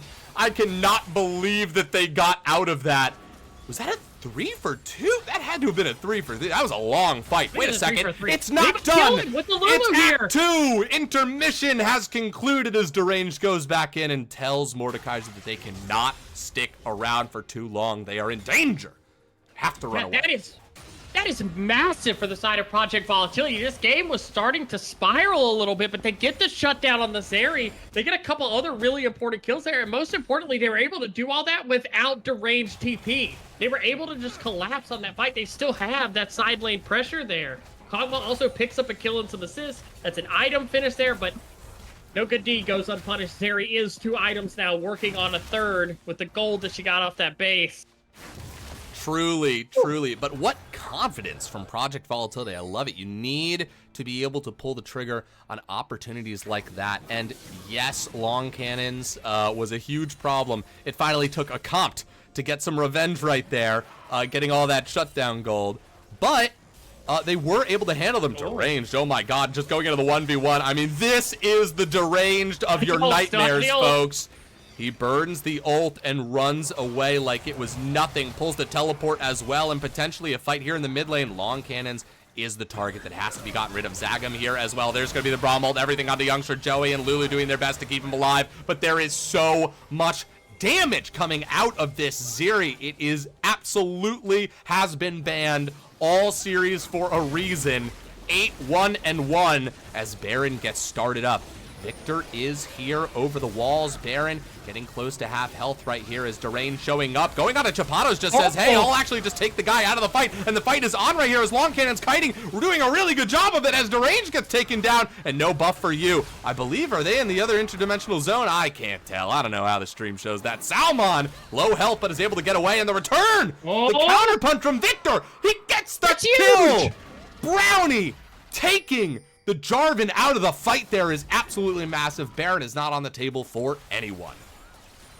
This is going to be, I just have a feeling it's like a title fight. It's building up to Deranged versus Long Cannon every single fight. Whoever can pop off harder in the fight wins the fight. But right now, Project Volatility actually has the advantage on this dragon. They're going to have TP on Deranged on the spawn. There is no Zagam. There is no jungler for this. The question is, Project Volatility confident enough to pick this fight right now? They are TPing in. They're going to go for it. Vega, that says confidence to me as they start this dragon up. They want to make it 2-2. It is so important that they get this dragon right now. But Zeri is here, and actually they don't have... Oh, the damage. Are we just going to see another 5v5? Zagam is not there just yet. They've got fight lines. Turtle has an item and a half done right here. Chapados on the other side of the wall. Zagam looking for the flag and drag. Uh-oh, that's going to be Braum ult. They know that Braum is over the wall. The flag and drag in. Who gets it? Red team gets it. They actually, Project Volatility secures it, and the fight pops off as Deranged goes over the wall. That's going to be exhaust on GGG Turtle. Long Cannon's looking for angles on Brownie as he is cutting through Victor right now. There are the slows. There are the bombs. And now on opposite ends of the map right now, Chapados does not land the passive. Youngster Joey going so low, but he lives. He gets out of there. Turtle weaving in and out, but every auto attack from Long Cannons is massive. A comp doing everything they can, but it might be a situation where you have to sacrifice yourself to save your ADC, but a flash over the wall towards Turtle, trying to dive back into it to buy time as Turtle now runs into the blue side of the jungle, buying time as Deranged might be able to get away. No way they get out of this. Incredible. They get pulled in. No buff for you. Gets that kill. What an insane fight. They get the dragon, but they pay for it in blood. Again and again and again, the fight line's so straight. They did not. Oh, Camille may be caught! Deranged has been caught and cut down by Long Cannons. Unstoppable is truly the adjective for this Zeri this game. Holy moly, Long Cannons hitting the long shots in this game. 12-1 on the Zeri. The Infinity Edge is done. That is 3 items complete. A Vamp Scepter to boot. Why not? And right now, Salmon having to run away. We're never done fighting. No, we are not. Act 2, Act 3, Act 4. Salmon able to make it out of there. King J Blue on their knees in Walmart right now. Please, Project Volatility. Oh, youngster Joey may be in some trouble right here. Akampt has got some shields and some speed ups. There's the ult too, but Cataclysm catching Lulu as well. This is brutal as Brownie does everything they can, but a double kill for the Mordekaiser. Yeah, well, I don't even remember when Mordekaiser was 0-2-0 in this game. 5-2-2, no buff for you. Ever since those early ganks has done nothing but smash in this game. And right now, Team Popo can feel it. This is elimination game. This is a championship game for Team Popo, and they are in the driver's seat right now. Yes, indeed. Fate is in their hands, throwing the ults of Kog'Maw over. Oh, and now Brownie got to flash away, drop the gravity well, but Salmon with the speed ups, they drop the ult as well, but they have just all the damage, all the mobility, all the CC. Team Popo gets what they want this game. Holy moly, Team Popo, constant pressure. We've seen it from both teams in this series. When one gets a lead, they don't let it go. No, not at all. We see it in the gold, and ever since that dragon got secured, whoa, they start to run forward. Hold on, Salmon. Maybe gotta speed himself up. You just can't back, not in front of these teams. Whew. Hold on. Did Zeri sell the Vamp Scepter? Yes? Where are they going? They may have done it right when they were in the fountain last time. Now they have a... I looked down, I was like, oh, they transformed it. I'm like, wait, where'd it go? Teleport coming through. Oh. It's Salmon. Deranged. We're looking at a 7,000 gold lead right now. Now, they did get that dragon. which means that in theory, they've got you know, a buffer dragon at the very least here. God, you gotta pick long cannons. They're going for it. Deranged goes in. Are they gonna drop the ult on him? Not yet. Too many people around. They buy the teleport. Mr. President right now for Zeri. Everybody literally around the Zeri to protect. Yeah, you just, even if Deranged can get in there, the question is, can everybody else? And they've got really good scaling in this Victor and in this Kog'Maw, right? The strategy is sound. They've got wave clear, but they just need time, and Team Popo is determined to rip that away from them. Look at Chapados running around on the side. Deranged is going to go in. That's going to be the ult coming out, a flash across from GGG Turtle. Nice into across the wall right there. Able to free hit a little bit. Damage. Yeah, they lose the flash on Kog'Maw, but realistically, you're honestly probably fine with it to buy the time, right? Because realistically, Kog'Maw in these fights right now is not getting focused. All of Team Popo is looking to peel off for their Zeri. Yes, 100%. 100%. This dragon up in 24 seconds. The Baron backs, making it so quick for Team Popo to be able to get back to it all. Oh. Zeri is 4 items. It is 27 minutes, and Zeri is completely online in this game. Both summoners available, Zillion ult up. It will take an outstanding play for them to kill this area, but they don't have to fight this dragon. Like you said earlier, they have a buffer dragon. They do not have to go here right now. There is time to scale. There is time to try to get any gold you can off the map. Kog'Maw has made it to 2 items. You have gotten 2 items onto the Victor, right? There are angles for things to happen here. You just need one mistake from Team Popo, one overcommitment to a dive. Mm-hmm. Absolutely. And, you know, in a weird way, Team Popo is in the tools are there for them to accidentally misplay because they're so strong. They've got the Zillion ult too, right? Things could go awry from an over-enthusiastic dive. We saw a lot of patience in Game 3 from Project Volatility. They knew what they needed to do to close that out, but now they need to do it on the back foot, and that's where all the challenge comes in. Absolutely. Right now, you do see without the Baron, it is a little bit easier for them. They do have very good wave clear with the Victor. It's not crazy hard for them to just clear these waves off tower. Gravity Well makes it very hard to just walk up, do things at the tower. There is good poke there, and Camille is still a threat in a side lane. I think we haven't really seen the Mord and her trade in a while. They're kind of bouncing waves back and forth to each other, which makes sense. But they are able also to sneak away and get some farm onto this Volibear, which is important. Here we go. Speak of the double. Yeah. Deranged. Not looking... Yeah. Opting out of that 1v1. And they're going to push in right here. They've got the wave. There it is, the flash and everything on. And there it is. A Comp has to flash out as well. But oh my god, the Zeri... Too strong. Too strong. Youngster Joey going right back in and gonna have to ult their way out.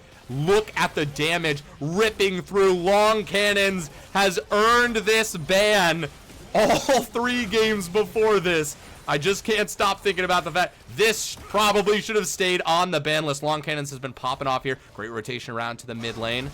They're gonna rip through. This could be the victory march. 2 people left. Low-ish death timers. We'll see. They're gonna opt out of it. I think they're gonna opt to play the 3-lane game. They're gonna say, this is championship game. There's no need to force. There's no need to give even an angle to them to come back in this game. Yes, indeed. They're channeling those backs. All right, yeah, they're out of there. Again, they want this win. They want this title. Season 12 of the Financial League in the low-budget LCS. They could be the title winners. Team Popo just has to close it out. Some people say Season 12 is the most important season because it's the highest number. That is so true. I have heard people saying that on the street. Mm-hmm. I have been publicly accosted for my takes on maybe they're all equal, but, you know, hey. My local barber shop. Oh, Salmon maybe in a little bit of trouble right here. They are going to drop the ult, and they are bringing a lot of attention to them. Deranged, able to get that second dash off. Actually, don't hate that. There's no Zillion ult. That's a big cooldown that they needed to get out. TP is already out of there for Salmon. I love that Zeri's taking these. Yeah. Yeah, just cuz, you know. Let's Well, Zillion ult's already almost back up. So God, the go button potential of a sped up Jarvan is just insane. Youngster Joey on wards right now. Now they know. yeah, they get to play the slow game. They have no reason to pressure. That bot wave is going to collapse in. The mid wave also is self-pushing. They can just wait. When they see someone show on that bot wave, they are able to start. Look at that. The second they see 3 people on this mid wave, immediately over to clear the vision and starting the Baron. Yes, indeed. And that's the play. They know that Kog'Maw is down in the bot lane, and there it is. The flag and drag over the wall. Youngster Joey able to get back, buy themselves a little bit of time. Ignore all of this. Ignore all the noises you're hearing. Don't even worry about it. Don't be afraid of the darkness. We're back. We are back with the light. Baron down super low, down to 3,000. Youngster Joey going to get pulled into the other room. Absolutely. Salmon looking quite low. Brownie, they actually do get the kill onto that Zillion, but just so much damage comes through. Deranged down and out as Akam's doing everything they can to buff up Youngster Joey. Look at those low health bars. Brownie able to sort of fence his way out of that 1v3. Walking forward again. Let's see. Chapados. Confident they could take Victor in the 1v1. Yeah. There is more. They do get the Baron. This will be the biggest play point of the game. The Baron March should mean the top going down. Actually, I think they're going to play for Soul first. I do think that's a good call. They do still have the map advantage. Both inhibitors still down here, and they didn't have to use all of their tools there at the Baron. They will have the Zillion up. Zillion does not have TP, though, actually. There is an angle right now for this. Totally. Oh, they're in a little bit of trouble right here because they don't really. That's the teleport coming through. Okay, Victor's coming through. Deranged is coming in too. Dragon down to half health. Victor getting some damage off. Deranged is here. They could take this fight. Salmon's not here yet. It's going quite low. They're getting the damage on it. Down to 1,000. Objective's been claimed. Oh my god, Volibear actually got that. He actually stopped it. This fight's coming off right now. Deranged is just going to get eaten through, but he will ult long cannons right in the back. And it looks like Zillion ults is actually going to time out. The question is, can they kill him? In the end right here, Akan flashing away. Brownie still left alive. They killed Double kill, but they did kill long cannons. That's actually pretty massive. Can Akan keep Brownie alive? That's a gravity well going down. Wait a second. Teleports going in. They could just backdoor this. There's no one to defend the base. They are going to go for it. Team Popo, they want it. They want to end the game. No way. The fact that Victor's alive right now is kind of insane at all. You can only kite so far. Is it happening? Brownie gonna go down. Let's see it. The Nexus will explode no matter how slowly. Team Popo is Season 12 financial victor. Victor's leaders, goddammit. This has been such a long game. They fucking did it. They won the game. Team Popo, Season 12 financial champions. Let's go. Oh, God. It's been such a long stream, but it's been so good. What a series. This has been incredible. God damn, these teams, oh, they deserve to be here. Oh, my goodness. Holy moly. Oh, goodness gracious. That, oh, woo. That was great. That was fantastic. Both these teams, I think, should feel really good about themselves. Congratulations to Team Popo. Vega, I know we didn't talk about this at all, but should we bring all of Team Popo up? Maybe ask them some questions about this series? I think we have to, right? I think we gotta. I think we're contractually obligated to. Let's... Well, there's only 3 of them in voice chats. Well, Team Popo, whoever wants to come on the cast could be all of you if you want. What a series. Truly, what an insane series. We really almost got the pushback there. Yeah, holy moly. I mean, I can't say enough about how well that series was played. A long cannon specifically. No buff for you wants to come. Okay. All right, let's bring them on up. No buff for you. Okay, let's see. Let me minimize these things to get them closer so that I can pull them in. Yeah. Welcome to the cast. No buff for you. The top laner of Team Popo. Absolutely insane. By the way, your team does not have to come on, but they all can come on if they want to. Okay. Two of our members are shy. Maybe the others. Yeah. Nobody's gotta. This is No whatever pressure. you guys want it to be. As a captain, I was assigned. Of the course. responsibility. Well, that's totally fine. We can do that if they can message us if they'd like to come on. No pressure either way. What an incredible series. Before we ask you about this series in particular, can you sort of walk us through the arc of your team across this season? Yeah, we started decently strong. I'd say we got a couple of wins. But a big thing is that our roster was different. We had actually Long Cannon, Mid, and the Salmon in ADC, which worked at the beginning, but I think it's just our picks didn't mesh really well with our playstyle, so we got a couple losses in a row and decided to switch them back to their main roles.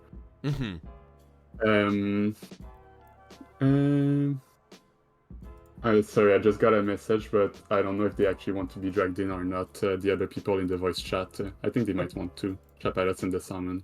Yeah, we should drag them in. Sure, yeah. All right, we're if they pulling don't them want, in. they quit. Yeah, absolutely.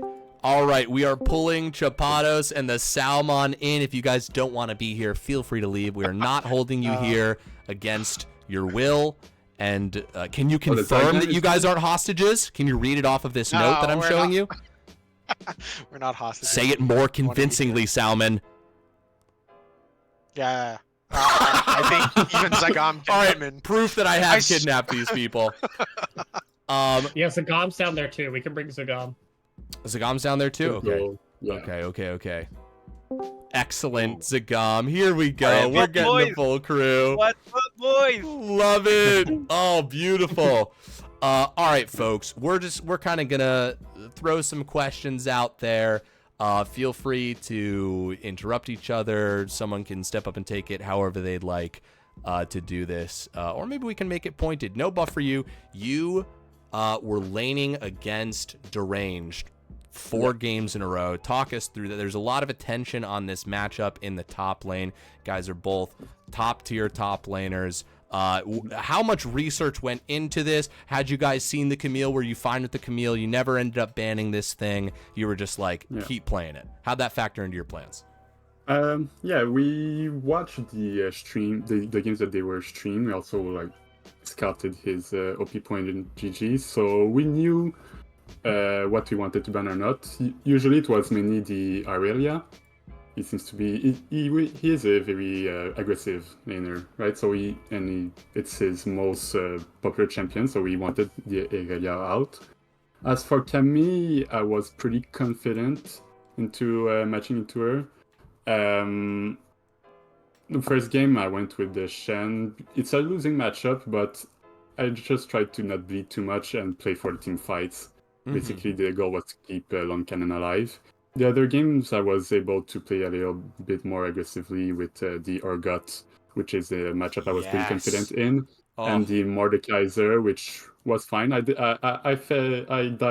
twice to ganks, which was me not respecting the fact I was weak side for the time. But I feel like I was able to come back, and the ult gives a lot of pressure during team fights.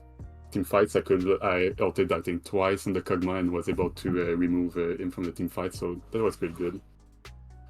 So yeah, we decided the one game that they didn't pick their top lane in the first phase. We decided to ban the Aurelia and Fiora because I feel like they were harder for me to play against than Camille.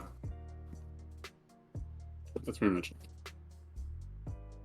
That's awesome. From my side, my question was, you guys, game 1, throw the gala down. You first pick Bard for Chapados.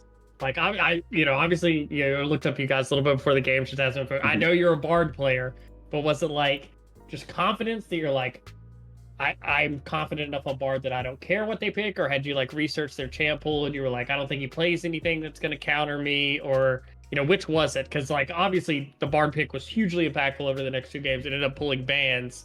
I just want to know like the thought process behind that. Can you hear me? Yep. Okay. Thank you, Vega. I was confident playing Bard as it is mostly my OTP champ, and especially in Puppy matchup. I think Bard is pretty good, even though her E can counter me in my magical journey. But yeah, I'm pretty confident on Bard.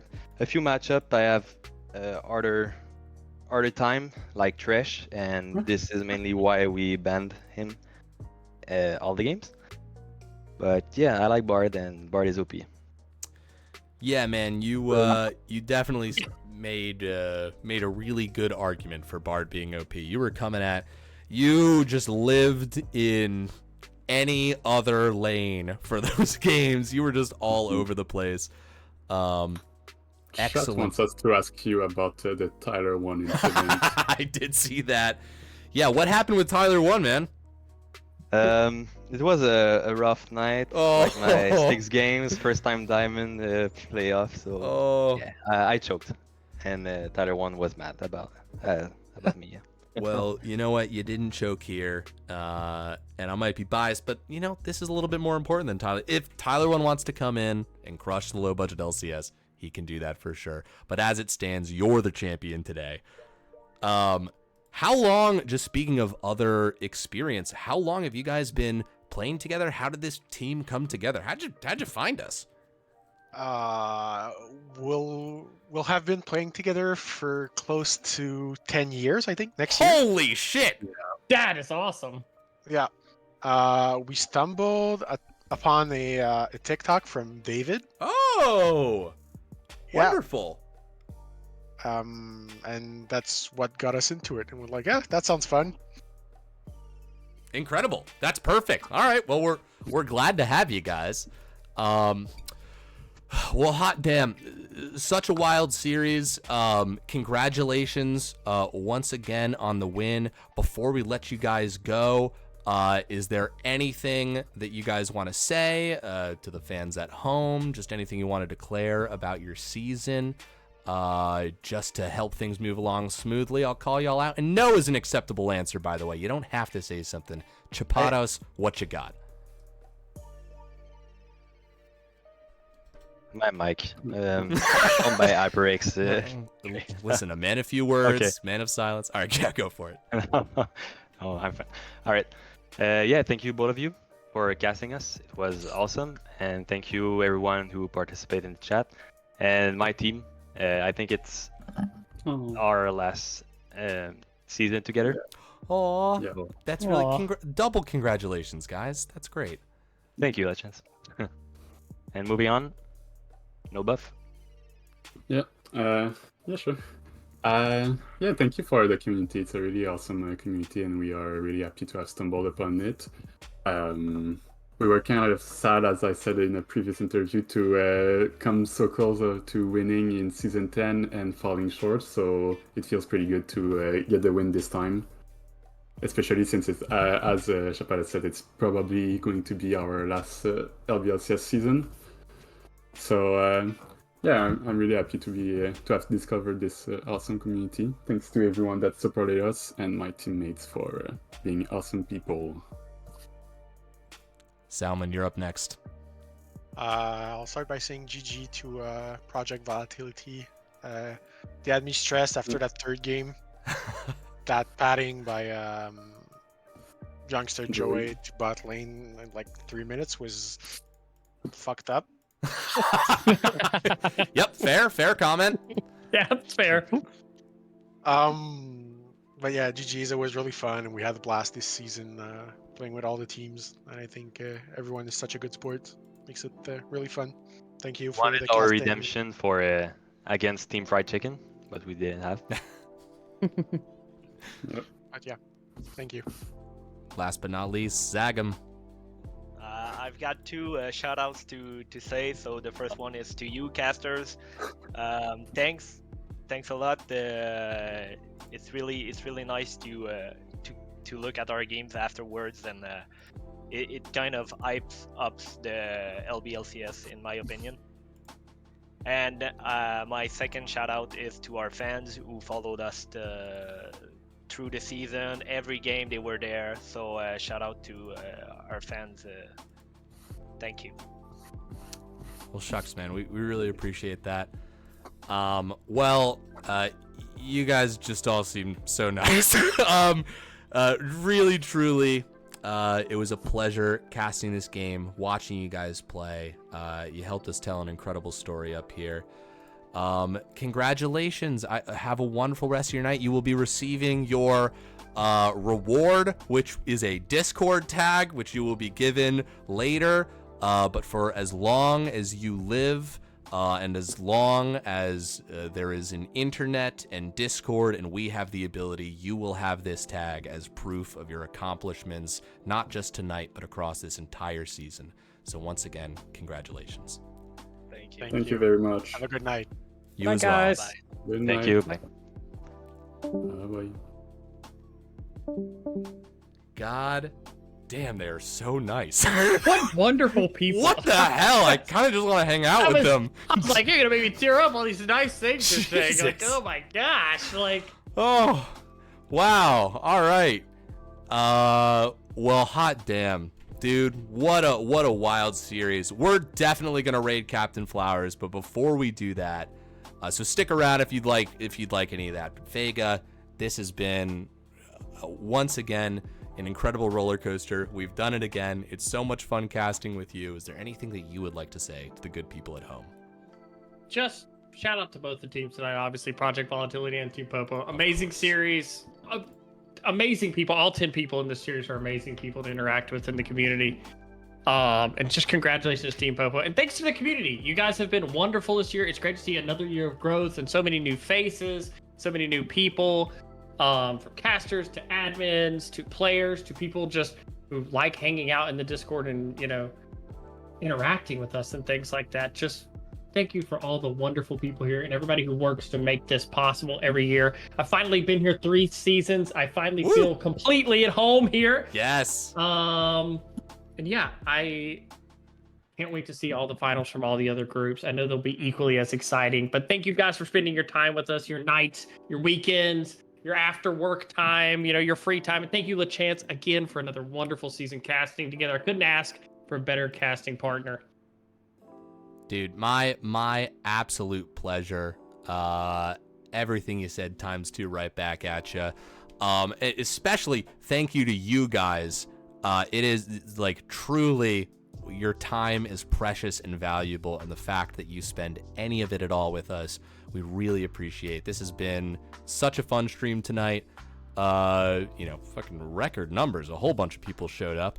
And it's just been an absolute blast. We will have more streams coming to you. Friday night, the economy finals are happening. They will be streamed. It is going to be a blast. The Waffle Man himself, Popo, will be heading that project. And then next week, we will be coming back in some form for commercial finals and executive. We are going to be doing something special due to scheduling things, but we are going to be streaming that at a time that is yet to be decided, but it will be happening. Yeah. All right, folks. Let's all get in this big bus together, and let's all go say hello to Captain Flowers for a couple minutes. All right. Have a good night, everyone. Hi, everybody. Oh, and I will pay out the schmeckles after this.